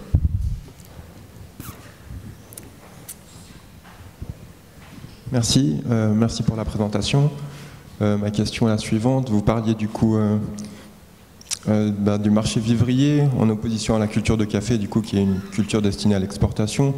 Vous mentionnez que du coup la culture de café permettait un revenu du coup important du coup pour les producteurs, selon lesquels. Et du coup ma question est la suivante. Est-ce que selon vous l'agroécologie et l'agroforesterie du coup, qui se voient être récupérées du coup par le marché global, en fait, est-ce qu'en fait ces pratiques ne devraient pas avant tout être du coup des pratiques qui sont destinées du coup vers l'auto-approvisionnement et les marchés locaux? indépendamment de la question du fait que, oui, les cultures de café permettent des revenus aux producteurs, mais du coup, est-ce qu'il ne faudrait pas plutôt orienter, parce que, bah voilà, typique, si on a un système agroforestier, avec, oui, certes, de la biodiversité des arbres, mais ensuite des monocultures de café dedans, de mon point de vue, ça reste de l'agriculture industrielle. Donc voilà, c'est ça, donc ça reste des exportations conséquences d'un même produit sur une surface. Et du coup, donc oui, certes, on est dans des modèles diversifiés parce qu'il y a des arbres et tout ça, mais du coup, en opposition du coup, à des systèmes en polyculture élevage où il y aurait vraiment du coup ces proportions, comme Marc Dufumier parlait avant, ben, des apports de glucides, de protéines, de lipides et du bétail du coup. Donc, je peux donner mon avis, mais peut-être que mes collègues auront un avis assez différent ici. En soi, l'agroécologie n'est pas forcément contre ou pour les cultures d'exportation. Ce qui est sûr, c'est qu'on ne peut pas forcer. Il faut une culture qui va ramener du revenu aux paysans. On ne peut pas se baser que sur des cultures de subsistance. Et le café est éventuellement l'une de ces cultures, encore une fois, s'il est associé à d'autres types de cultures. Le plus grand danger, c'est d'être dépendant d'un seul produit, d'un seul marché, d'un seul type de revenu, en fait. Là, c'est un peu le cas, vous dites s'il n'y a qu'un produit, mais là, en l'occurrence, si le producteur fait que du café, l'acheteur ensuite pourra... Où il y a des systèmes diversifiés qui existent, où on peut produire à la fois et du poivre et de la cardamome et du café, avec d'autres cultures vivrières associées au niveau même dans l'espace, avec éventuellement du riz sur le côté, avec du banane plantain, avec d'autres cultures de subsistance, et qu'en effet, de dépendre uniquement d'exportations longues, c'est là où il y a le danger. Mais je ne sais pas si vous avez un point à ajouter, mais... non, mais j'interviendrai après sur ce thème. L'importance, pour moi, est dans la diversification. Après, il y a un autre souci principal qui fait qu'en fait, les productions vivrières ou d'auto-approvisionnement ne sont pas assez valorisées sur les marchés locaux parce qu'il y a des subventions à l'exportation et du coup, les pays du Nord subventionnent à l'export en fait dans des pays où ils pourraient eux-mêmes produire du coup leurs biens, du coup des produits qui arrivent du coup sur des continents comme l'Afrique et viennent du coup déstructurer les marchés et du coup ne permettent pas aux agriculteurs locaux de vivre en fait de vendre directement des... Et effectivement, ça c'est notamment aussi des grands enjeux politiques nord-sud où les pays européens du coup épuisent les ressources, maintenant on dit qu'un peu moins, parce que du coup vu avec des méthodes agroécologiques, agrobiologiques, avec des labels dits responsables et tout ça, mais du coup il y a quand même cette transaction de ressources, du coup toutes ces matières premières en fait qui bougent de continent à l'autre, plutôt que de favoriser en fait clairement des productions locales. Mais ouais, je vais illustrer brièvement, à vrai dire, cette problématique, sachant également qu'elle a trait, bien sûr, à des considérations extrêmement géopolitiques. Donc là, on vient sur des débats qui, très honnêtement, nous prendraient à peu près 4 heures de plus par rapport à l'heure qu'on a à la base à disposition pour en discuter. Ceci dit, je crois que vos projets, comme les nôtres, enfin les projets d'Antena comme les projets de Biovision, sont principalement tournés sur des cultures vivrières pour des productions locales. Absolument. Nous, on ne travaille pas sur les cultures à l'exportation, ça c'est évident. Et je me permets du coup, vu que tu as commencé, de te donner la parole, Julian Tugwell pour Antena Foundation. Bonsoir à tous, je m'appelle Julian Tugwell, donc je suis juriste et ingénieur agronome de formation. Je travaille donc pour la Fondation Antena, comme ça a été mentionné précédemment. Je ne vais pas m'étendre sur nos activités, vous pouvez aller voir sur notre site internet antena.ch, ça vous donnera une idée de ce qu'on fait. Je me permets de mentionner par rapport à la question des blocages qui a été mentionnée avant. J'invite chaleureusement à aller regarder certains discours de Vandana Shiva sur la question du cartel du poison. Je pense qu'Alex exprime extrêmement bien les sous-bassements de cette problématique. Aujourd'hui, on en a discuté, j'ai tiré la mauvaise courte paille et donc je suis arrivé sur la question du lait. Je vous avoue qu'en Suisse, je préférerais porter le masque là et parler de manière anonyme parce que c'est extrêmement dangereux ce sujet en Suisse. Après avoir eu droit à une magnifique narration d'un conte agroécologique de la part de Marc Dufumier, avec la virtuosité qu'on lui connaît, et Charlotte qui a focalisé son discours sur le café, je vais vous proposer un modèle un petit peu hybride pour ma présentation. Je vais commencer à parler du lait. Par contre, dans une situation difficile comme celle du lait, je préfère laisser parler les autres. Ça me met moins en danger, vous le comprenez. Donc, j'ai simplement sorti, et ce qui va à l'encontre de tous les codes de communication, mais je vous ai donné une slide là, remplie de texte. Je vous prie de m'en excuser, il est tard, on est tous fatigués. Simplement, je vous rassure, il y aura après une vidéo, puis il y aura même des jolies images, et tout, donc ça deviendra plus facile avec le temps. Et je vais même vous aider, parce que je peux la lire avec vous. Hein, donc, c'est un communiqué de presse d'Unitaire. Je pense qu'Unitaire, tout le monde connaît plus ou moins, donc syndicat de protection des producteurs. Hein. L'organisation faîtière du marché laitier, l'IPLAI, l'interprofession du lait, devrait gérer le marché laitier. L'organisation de défense des producteurs suisses de lait, la Fédération des producteurs suisses de lait, la FPSL, Swiss Milk, malgré d'importantes cotisations, n'est pas capable de faire remonter le prix du lait. Pourtant, avec l'actuelle pénurie de beurre, cette augmentation devrait se faire automatiquement. Le prix moyen payé aux producteurs, productrices de lait, couvre actuellement moins de la moitié des coûts de production. De plus, la FPSL est membre de l'organisation sectorielle du beurre, avec 34% des parts, et a, à ce titre, acheté les droits d'importation des 1000 premières tonnes de beurre. L'Unitaire pose cette question, que naïvement je vais vous poser également, hein, comment peut-elle défendre les intérêts des producteurs, productrices de lait dans ces conditions? Existe-t-il, selon vous, un grave conflit d'intérêts? C'est la question qui est posée par ce communiqué de presse Unitaire, donc je le répète, je rapporte juste cette question à un public que je ne connais absolument pas, hybride, et je serais ravi d'avoir votre avis là-dessus, vu que le mien n'est pas encore entièrement formulé.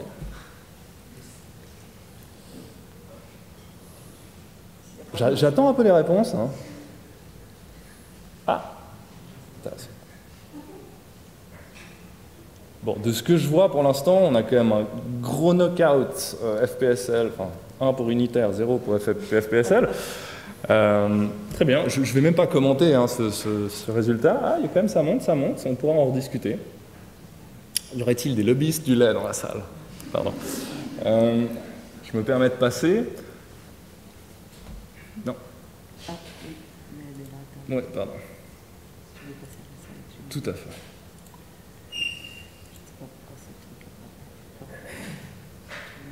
Voilà, maintenant je vais juste vous montrer une courte vidéo, je vous l'avais promis, hein, sur la problématique du lait au niveau international. Quelle est la différence entre ces deux verres de lait? Identiques, pas si sûr. Le premier contient du lait frais, produit par une éleveuse du Sénégal et ses vaches. Le deuxième est en réalité du lait en poudre, produit en Europe, engraissé à l'huile de palme et revendu au Sénégal 30% moins cher que le premier. Comment en est-on arrivé à cette absurdité? Depuis la suppression des quotas laitiers, l'Europe produit beaucoup trop de lait par rapport à la demande. Résultat, le prix du litre baisse, tout comme le revenu des éleveurs européens, contraints de vendre leur lait aux industriels à des prix planchers. Dans le même temps, la demande mondiale de beurre a fortement augmenté et son prix a flambé.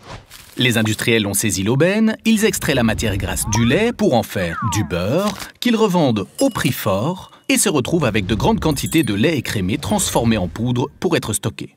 Mais comment l'écouler? Pour remplacer la graisse animale, cette poudre est réengraissée à l'huile de palme, une huile 12 fois moins chère que le beurre. Petit détail, sa production provoque une déforestation massive. Ce faux lait est ensuite exporté en Afrique de l'Ouest où il est vendu jusqu'à 30% moins cher que le local. Une concurrence agressive qui étouffe les éleveurs de la région et les empêche de vivre de leur travail. Mal étiqueté, ce substitut peut être confondu avec du vrai lait, mais sans en avoir les qualités nutritives, ce qui peut nuire à la santé. Le modèle productiviste européen est poussé à l'extrême au bénéfice des industriels et au détriment des éleveurs du Nord et du Sud, de l'environnement et de la santé des consommateurs. En Afrique, comme en Europe, les éleveurs se mobilisent pour défendre et développer leur filière locale. N'exportons pas nos problèmes. Ici comme ailleurs, soutenons les éleveurs. J'aime beaucoup les vidéos, ça me permet de me taire pendant un petit moment.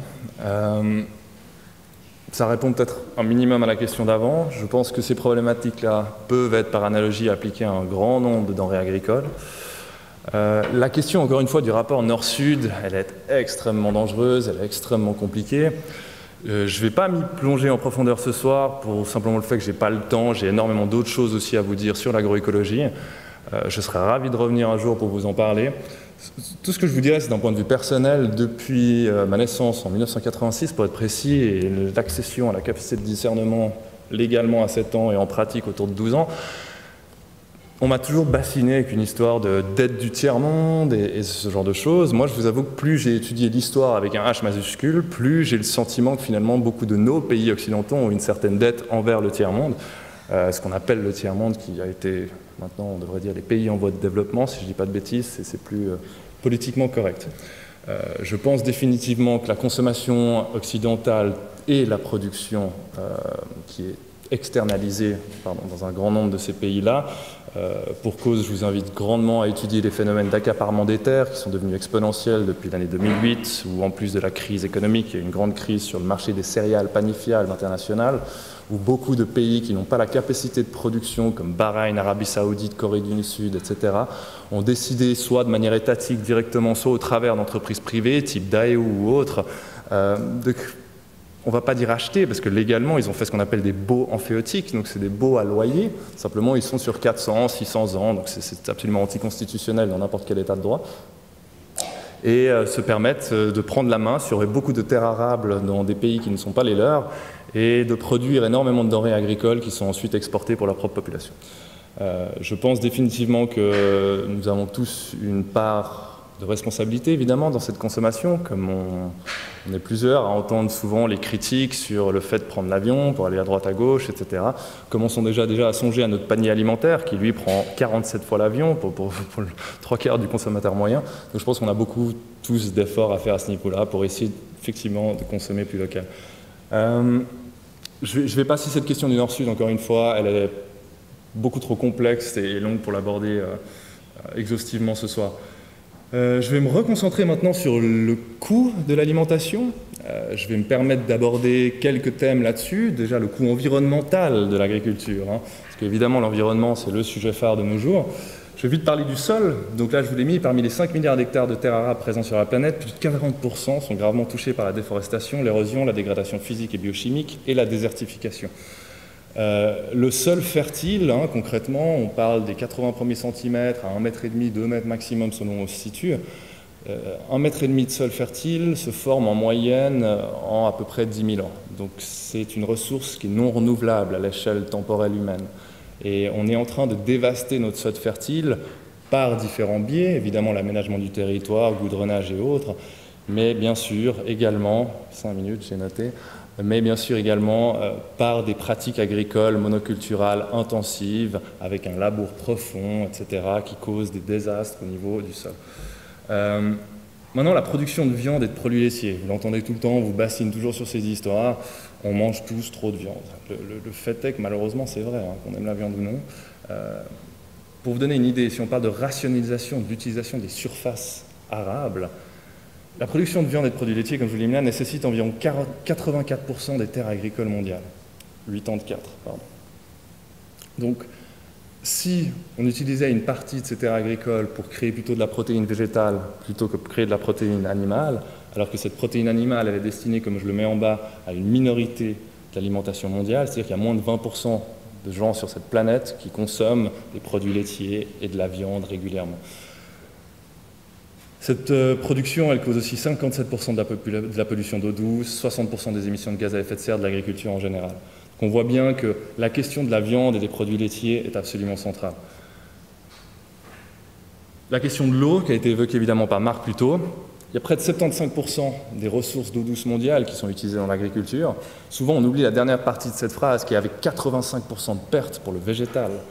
Ces pertes, elles sont immenses et elles sont généralement dues au mode monocultural, ce qu'on retrouve beaucoup dans la production des céréales fourragères.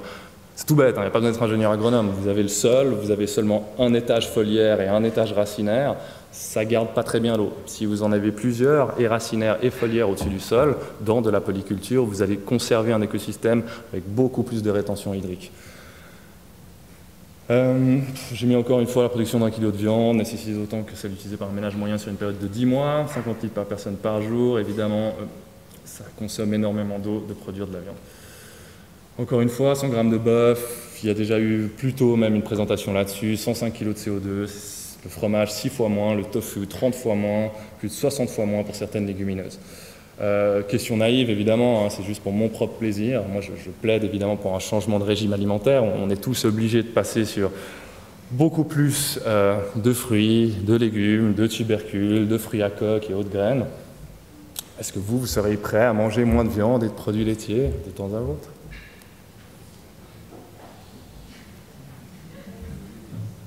Non mais la longeule, il faut quand même un peu un nom.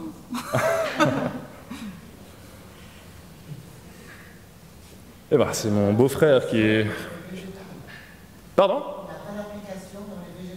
Bah, vous avez bien raison. Et mon beau-frère qui est cuisinier, à vrai dire, végétarien et végétalien, vous adorerait. Très bien. Cette question de régime alimentaire, je pense qu'il serait essentiel qu'elle soit attaquée au niveau de l'information publique, au niveau de l'éducation publique également, parce qu'il est bien joli de dire toujours aux gens qu'il faut consommer plus de ci et de ça, mais si les gens n'ont aucune idée comment les cuisiner, on a un gros problème. C'est un peu le problème qu'on retrouve aussi dans beaucoup de nos populations cibles.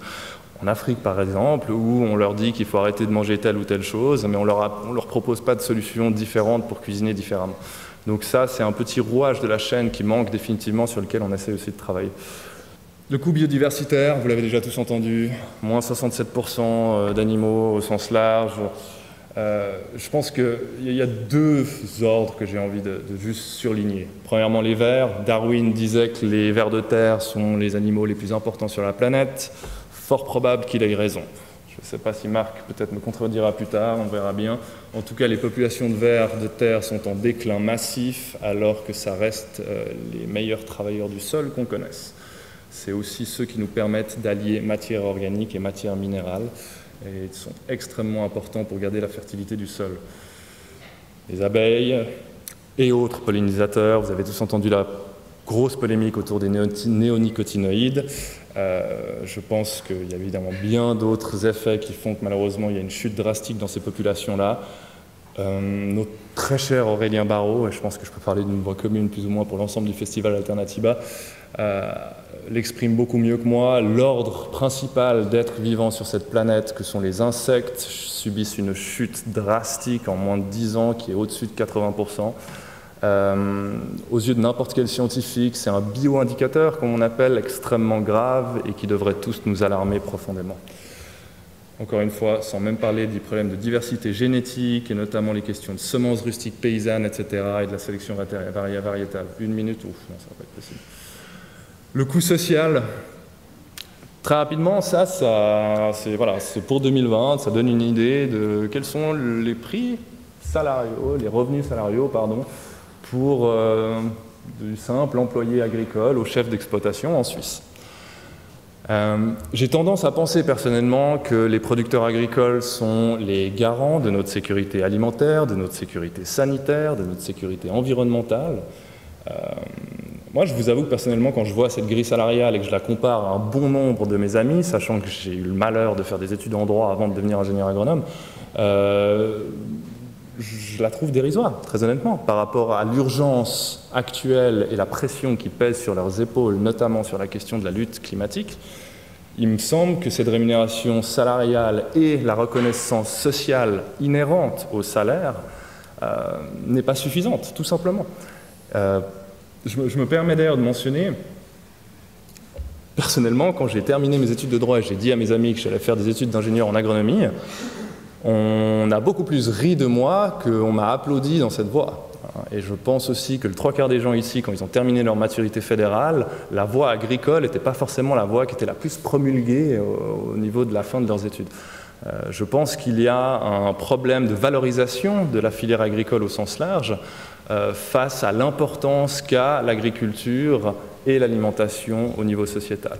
Il semble de toute façon que c'est un travers généralisé dans nos sociétés, puisque l'agriculture, la santé, la médecine, l'éducation sont les 3 piliers, il me semble, de nos sociétés. Ce sont également les domaines dans lesquels les rémunérations sont vastement les plus bas.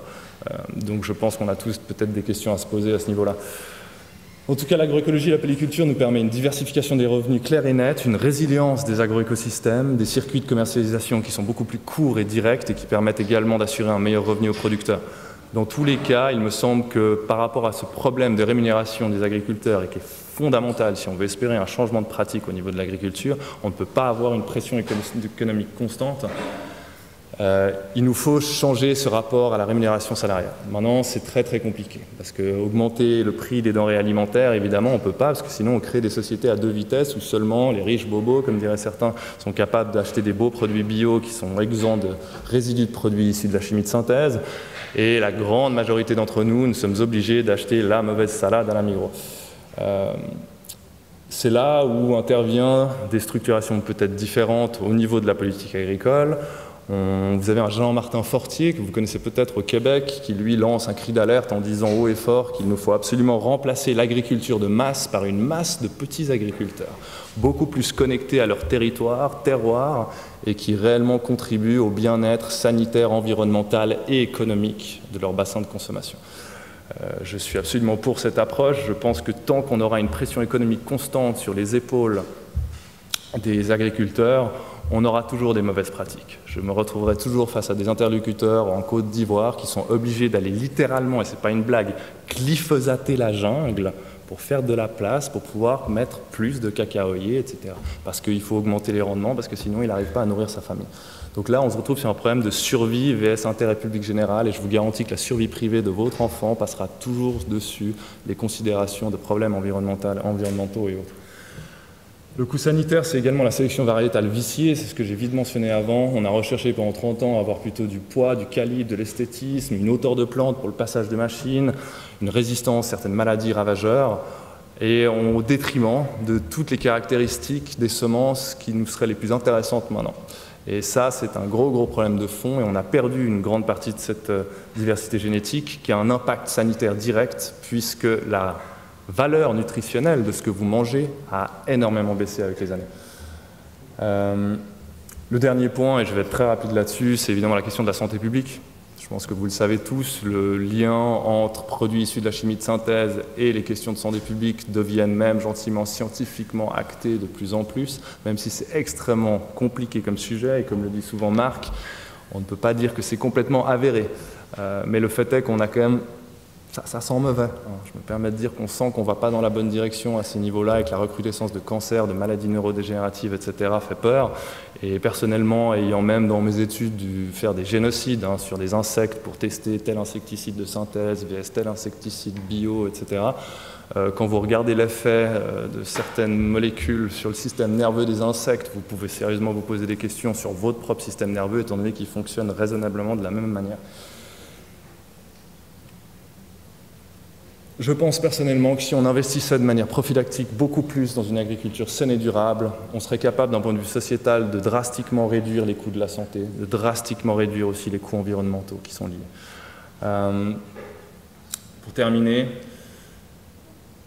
on a tous un rôle à jouer là-dedans à différents égards. Dans notre consommation, c'est sûr. Je pense aujourd'hui que le choix de consommation du panier alimentaire a tout autant de poids, si ce n'est plus, que votre bulletin de vote. Je pense également qu'il ne faut pas oublier qu'on vit dans des sociétés qui sont régies par énormément de fictions.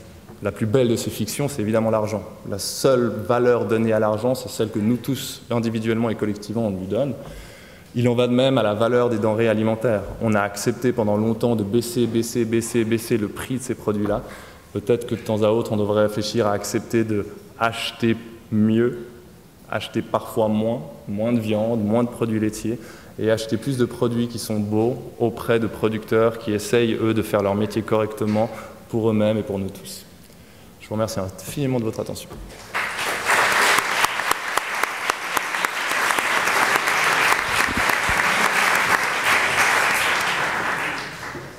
Est-ce que vous avez des questions rapidement? Et je vous promets qu'après, je vais mettre une pression folle sur Marc. La tomate en 5 minutes. La tomate. Alors par chance, en fait, il existe encore un très grand nombre de variétés de tomates dans le monde, et y compris dans les pays d'Europe de l'Ouest. Mais effectivement, quand vous achetez une tomate dans un supermarché, très honnêtement, elle n'a pas bon goût. D'abord, il y a un très faible nombre de variétés dans les grandes et moyennes surfaces, et elles n'ont pas de goût. Et la question elle est, mais pourquoi donc? Et cette question de la tomate va me permettre d'évoquer, je dirais, quitte à élargir après sur d'autres plantes, d'autres cultures, d'autres productions, mais comment a été conçue la sélection des variétés dont on achète aujourd'hui les fruits sur le supermarché. Il est clair pour la tomate, c'est pas compliqué, hein.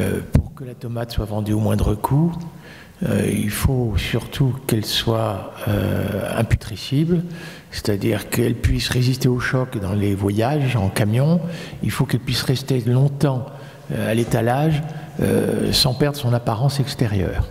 Et ça a été un des critères de sélection. Alors il y a quand même, comme pour toutes les autres plantes, il y a quand même l'histoire du rendement à l'hectare, hein, qui a joué, mais il est clair que les raisons pour lesquelles ce qu'on mange au quotidien quand on achète dans les grandes et moyennes surfaces, si on ne joue pas le circuit court et justement le retour aux tomates paysannes dans des conditions paysannes, pourquoi elle a si mauvais goût? C'est qu'elle a été sélectionnée sur des critères totalement différents, dont le rendement et les capacités de transport. Mais effectivement, on peut aujourd'hui quand même manger des tomates de très très bon goût en allant en circuit court, et là c'est très clair, il faut aller chez des paysans en circuit direct, en vente directe, ce genre, c'est possible. Et c'est encore pire, je dirais, aujourd'hui, avec les tomates qui sont cultivées dans ce qu'on appelle aujourd'hui l'hydroponie. Parce que vous savez qu'on peut aussi cultiver des tomates, alors c'est souvent des petites tomates cerises et ce genre de choses, sur des substrats de la fibre de coco, de la laine, etc. On apporte les éléments minéraux, etc. C'est sans pesticides, hein, ceci étant, donc de ce point de vue-là, on peut dire que ces tomates sont saines, il n'y a pas de résidus pesticides dans ces tomates-là, mais enfin en même temps, elles n'ont pas de goût, elles ont été sélectionnées pour ce type d'agriculture en question, et ça n'a pas de goût. Et il faut vraiment savoir que ça, c'est avec l'agriculture d'aujourd'hui, enfin post-Seconde Guerre mondiale, on a demandé spécifiquement à des agronomes de faire ça.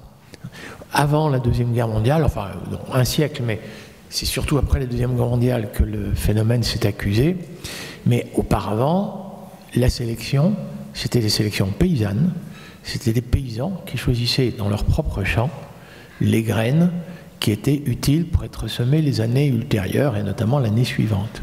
Et souvent, ils faisaient ça à partir de leur propre récolte, en choisissant effectivement les plus beaux plants, les plus beaux fruits. Et quand on dit les plus beaux plants, les plus beaux fruits, les plus belles graines, c'est les agriculteurs qui choisissaient. Quand on dit les plus beaux, pour eux, c'était ceux qui, localement, avaient des plants qui toléraient la présence des insectes ravageurs, des agents pathogènes et des herbes adventices. Et quand vous faites ça pendant des siècles, vous avez des variétés issues d'une sélection paysanne totalement adaptées à l'environnement local. Et je vais même dire une multitude de variétés adaptées à une multitude d'environnements. Et la sélection post-Seconde Guerre mondiale, c'était exactement l'inverse. On a dit à des agronomes, bon, maintenant on va devoir produire plus et moins cher, mettez-nous au point des variétés avec un nombre de critères de sélection très limité. Il y avait le rendement et il y avait souvent, oui, des caractères post-récolte, conservation à l'étalage et ce genre de choses. Et surtout, maintenant, quand vous allez sélectionner ces plantes, faites-en sélectionner un nombre faible, mais qui puisse être produit et vendu partout. Faites-nous des variétés passe-partout. Or, dans tout ce qui est fruits et légumes, souvent il y a des critères qu'on appelle la photopériode, vous savez, les plantes qui ne parviennent à fleurir et à égrener que en fonction de la longueur, des longueurs respectives du jour et de la nuit, et même est-ce que les jours sont en train de s'allonger comme au printemps, ou est-ce que les jours sont en train de se rétrécir comme à l'automne. Donc, toutes les gènes porteurs de caractéristiques d'adaptation à des localités et qui ferait que votre variété, même si elle présente les critères de sélection qu'on vous a demandé, ne pourrait pas être cultivée partout, c'est inutile. Vous coûtez trop cher, vous les agronomes, les sélectionneurs, la sélection agronomique coûte trop cher, il faut l'amortir sur les plus vastes surfaces possibles. Sachez qu'on a été très loin, beaucoup plus que sur la tomate, quand on a fait du riz. La première variété de riz, moi, que je vulgarisais à Madagascar, la variété améliorée, elle avait été sélectionnée aux Philippines pour être diffusée dans le monde entier. Et donc, il fallait qu'elle soit insensible à la longueur du jour et de la nuit, et surtout, aucune caractéristique locale. Et vous l'avez compris, ben c'est la catastrophe. C'est la catastrophe parce qu'effectivement, elles ont été sélectionnées. Alors, on a dit aussi aux agronomes quand même deux autres choses, effectivement. Donc, une variété passe partout. Et puis, faites-nous ça très vite. Quoi, sélectionnez-vous, vous coûtez cher. Et alors là, les scientifiques, ils disent non, on va devoir faire des essais multilocaux, pas toujours multilocaux d'ailleurs, mais on va ne qualifier une variété d'améliorée, c'est vrai pour la tomate comme pour le riz ou d'autres choses, que si 95% des fois dans les stations expérimentales, cette variété a donné un rendement supérieur aux autres, ou alors une qualité de stockage et de non-pourriture donnée. Et on vérifie que 95% des fois, cette variété a répondu aux critères de sélection. Et évidemment, pour y arriver très vite, ben écoutez, il faut que ce soit toute chose égale par ailleurs. Parce qu'on se donne un très haut niveau de probabilité. C'est vrai que dire à quelqu'un, on a une variété améliorée, si plus de 5% des fois, elle n'a pas répondu aux critères de sélection, ça ne va pas. Et du coup, on fait toutes choses égales par ailleurs. Il ne faut pas qu'il y ait de sangliers qui viennent traverser la parcelle, parce qu'évidemment, le rendement et la qualité pourraient être endommagés si c'est piétiné. Il ne faut pas qu'il y ait plus d'insectes à un endroit qu'à un autre. Mais du coup, on fera avec 0 insectes, et c'est des insecticides. Il ne faut pas qu'il y ait plus de nématodes à un endroit qu'à un autre. C'est 0 nématodes, c'est nématicides. Les araignées, acaricides. Les herbes, c'est herbicides.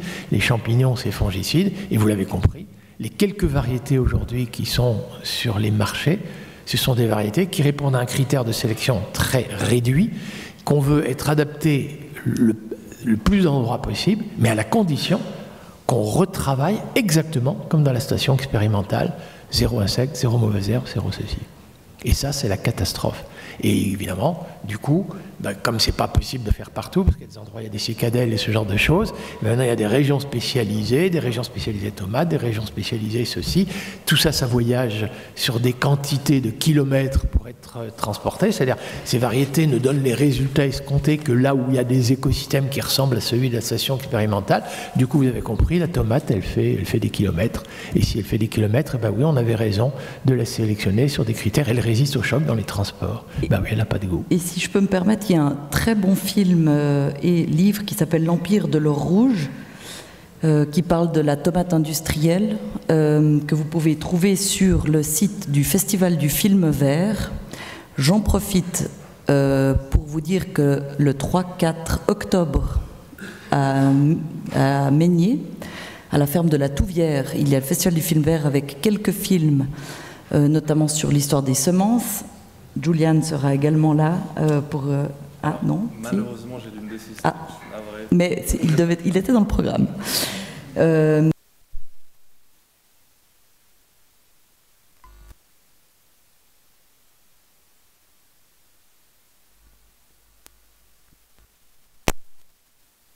Et on dit qu'avant le Fordisme, ce qui a vraiment créé le monde de l'industrie, c'est Heinz, qui a été un des premiers génies de la chaîne de production et de l'uniformisation. Je vous encourage à... C'est une très belle enquête d'un journaliste français.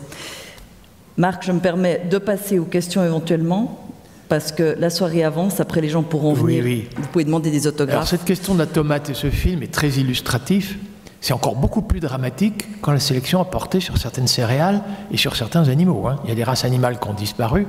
Et si vous voulez qu'on parle du lait, de la poudre de lait, je vais vous parler là plutôt de la France et l'exportation de notre poudre de lait. Mais on a sélectionné, y compris, c'est plus la race Primolstein, celle qui produit le plus de lait, beaucoup de lait, beaucoup de lait, beaucoup de lait, c'est clair. Ce sont devenus des monstres. Ce de lait, c'est de l'eau. Et maintenant, quand on va exporter de la poudre de lait, il faut déshydrater. Et franchement, déshydrater de l'eau pour vendre la poudre de lait et faire du tort aux éleveurs sénégalais, je pense franchement, on n'est pas très bon. Bon alors, on arrête ce cirque. Parfois.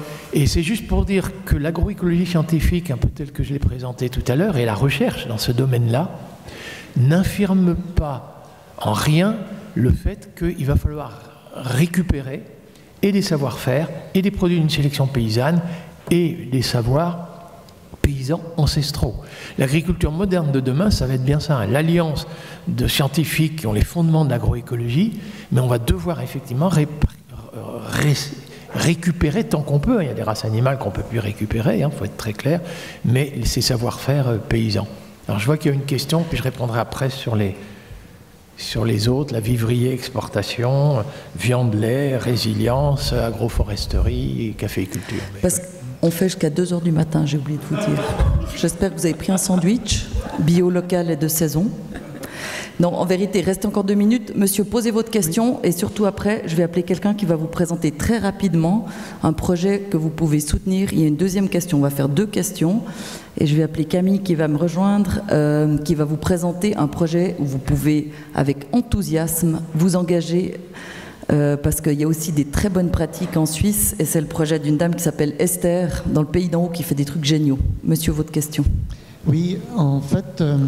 vis-à-vis des tomates, je comprends parfaitement que vous parliez du goût et d'autres fruits et légumes, mais il y a aussi quelque chose, c'est qu'il y a des scientifiques qui travaillent d'arrache-pied pour donner à ces tomates chimiques du goût.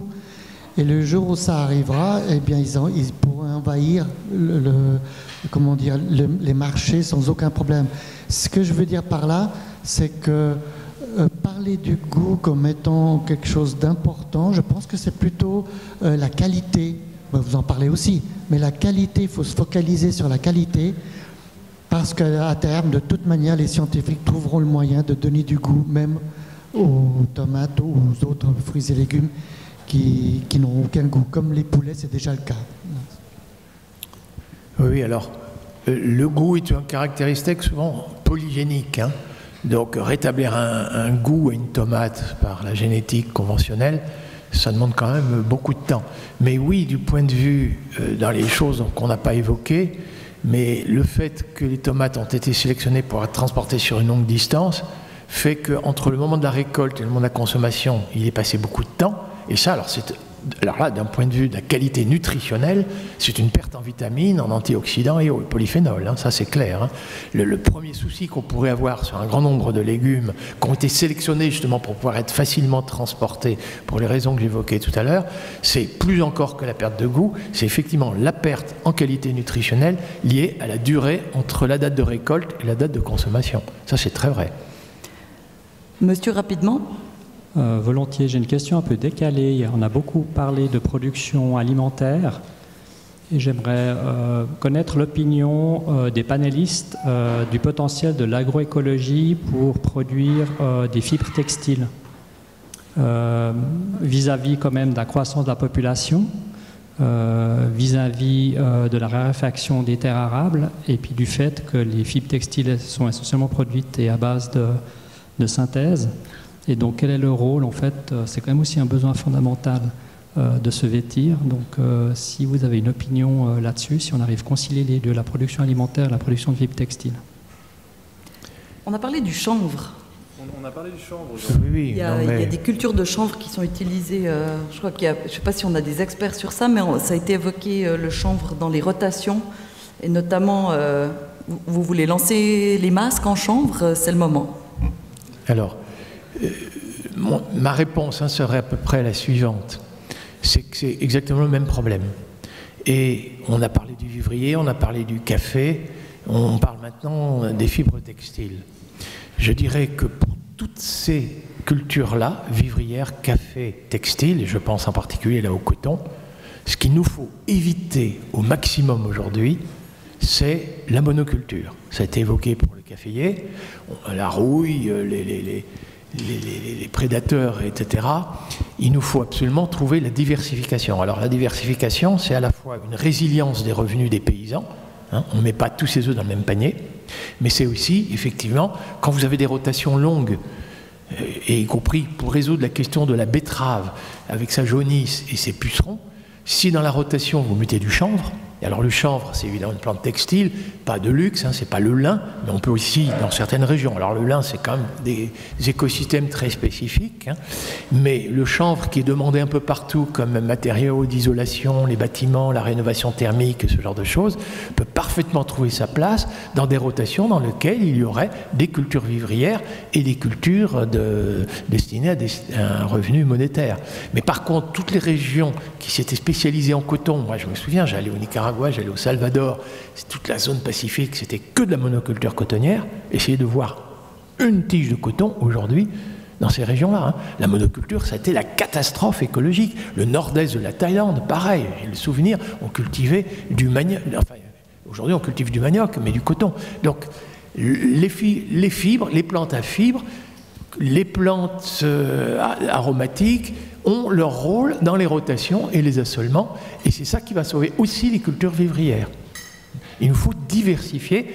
Alors les associations végétales, l'agroforesterie, on en parlait pour la caféiculture, vous pouvez avoir effectivement du ginseng, du gingembre sous l'ombrage des caféiers, vous pouvez avoir la frange caféière qui est arbustive, vous pouvez trouver des arbres qui sont des arbres d'ombrage et qui peuvent être des arbres utiles, hein. Ça peut être du quinquina, ça peut être d'autres arbres.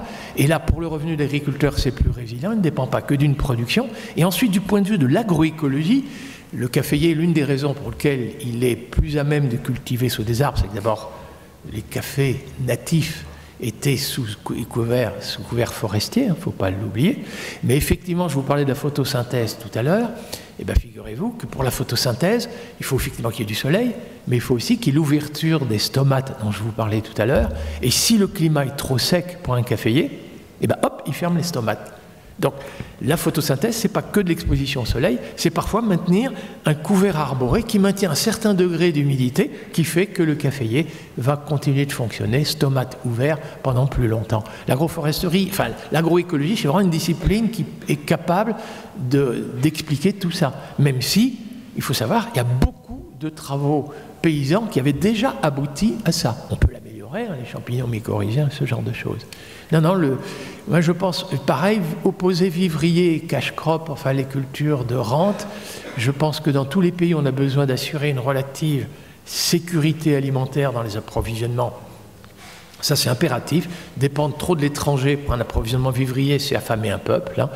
Et y compris, je ne vous cache pas qu'en Europe de l'Ouest, si on pouvait, nous, retrouver notre souveraineté protéinique en important moins de soja, et moins de gaz naturel russe pour fabriquer des engrais azotés de synthèse, nous serions intelligents. Hein. Exporter moins de poudre de lait, exporter moins de poulet bas de gamme, exporter moins de céréales vers les pays pauvres, cesser d'appauvrir ces pays pauvres parce qu'on les concurrence avec les prix que vous ont été racontés tout à l'heure. Et à la place, produire des légumineuses, je veux dire, ça nous ferait le plus grand bien en termes monétaires, plus de valeur ajoutée, en termes de résilience. Et on ne ferait pas de tort aux Brésiliens, hein, parce que je peux vous assurer que quand je suis au Brésil et je dis qu'il nous faudrait retrouver en Europe de l'Ouest des protéines produites avec l'azote de l'air de l'Europe de l'Ouest et pas votre soja, les Brésiliens, ils ne manquent pas de me dire qu'ils ne sont pas fiers de produire du soja pour nourrir nos cochons, nos volailles, du soja pour nourrir nos ruminants, ils préféraient nourrir des ruminants. Hein. Il faut être clair, hein. C'est la pauvreté de Brésiliens qui fait qu'on a faim au Brésil, et ils aimeraient bien que les protéines végétales brésiliennes nourrissent des Brésiliens plutôt que des cochons bretons, hein, ou suisses. Hein. Donc je veux dire, il nous faut être très clair, hein. C'est tous les peuples du monde qui ont intérêt à s'assurer la sécurité alimentaire. Et puis pour les cultures de rente, café, champagne, fromage, on va dire gruyère d'appellation d'origine protégée, j'insiste, eh bien écoutez, oui, on peut l'exporter. Les produits qui ne sont pas de toute première nécessité, qui sont de luxe, ben oui, ça fait l'objet d'échanges monétaires à l'échelle internationale. Moi, ça ne me pose aucun problème. Et tout ça, ça peut s'intégrer dans des rotations et des assolements extrêmement diversifiés, des revenus résilients pour tous les peuples du monde. Marc, merci. Je vous propose, tenez encore un petit moment parce que c'est très enthousiasmant le projet à Châteaudet et vous pourrez aller visiter, c'est ce qui est encore plus enthousiasmant, et participer. Je vous demande d'accueillir Camille Andrès qui va vous en parler, et à la fin, je vous proposerai d'applaudir le projet d'Esther qui va vous enthousiasmer et nos 3 orateurs. Merci beaucoup. Je vous prends simplement quelques secondes. J'ai retenu des discussions de ce soir qu'il fallait produire beaucoup moins mais beaucoup mieux, qu'il fallait prendre soin des sols, qu'il fallait reconnecter les consommateurs à la production locale. Je vous parle d'Esther, Esther Mottier, agricultrice à Châteaudet. Elle fait déjà ça depuis 10 ans. Elle est en biodynamie, elle a sa ferme, elle produit de l'étiva, une AOP un peu plus petite que le gruyère, mais tout aussi première AOP suisse historiquement. Esther, aujourd'hui, elle construit un grand projet, une ferme, où en fait l'idée c'est de sensibiliser les gens à tout ça, de les reconnecter à la nature. Vous voyez la complexité des discussions qu'on a eues ce soir, vous comprenez l'enjeu de sensibiliser le grand public à toutes ces questions. Esther, dans sa ferme, elle l'a construite autour de ses vaches, donc tout est autour de son étable. Il y a un restaurant autour, il y a un espace de maraîchage au-dessus avec du bien-être naturel, des thérapies par les plantes. Esther, elle a 37 ans, c'est une paysanne et elle présente ce projet là dans les mois à venir devant les autorités de Châteaudet. Et j'ai envie de filmer ça. Moi, je suis journaliste, je suis réalisatrice. J'ai écrit une grande exploration sur l'Etiva pour ID News, qui est d'ailleurs partenaire d'Alternativa. Et c'est comme ça que j'ai rencontré Esther et qu'elle m'a fait confiance. J'ai besoin de raconter son histoire parce que j'ai envie aussi que les discours, les narratifs changent et qu'on comprenne que c'est possible aujourd'hui de faire ce changement en Suisse, de cultiver autrement et de passer ses vacances autrement. Parce que du coup, chez elle, dans sa ferme, on pourra passer ses vacances à la montagne. Et même s'il n'y a plus de neige, il y aura plein de choses à faire. Alors tout simplement, j'ai lancé un financement participatif pour ce film, que je contacte des fondations, des mécènes, mais pour eux, c'est aussi important de voir qu'il y a un large public qui est intéressé. Alors, ce qui compte, c'est pas forcément de mettre des grandes sommes, c'est super si vous pouvez, mais c'est de montrer que vous soutenez ce projet-là et que vous avez envie de voir ce film qui doit sortir à l'automne 2021. C'est pas un projet lucratif. Le but du Paris d'Esther, c'est de faire une tournée en Suisse romande dans les cinémas, dans toutes les salles, pour qu'on ait ces débats au niveau local et puis qu'on voit après, dans chaque ville, dans chaque territoire, quelles sont les solutions qui peuvent s'imaginer. Il y en a déjà d'ailleurs qui sont en train de naître. Voilà, je vous remercie pour votre attention, vous êtes un public exceptionnel. Merci beaucoup.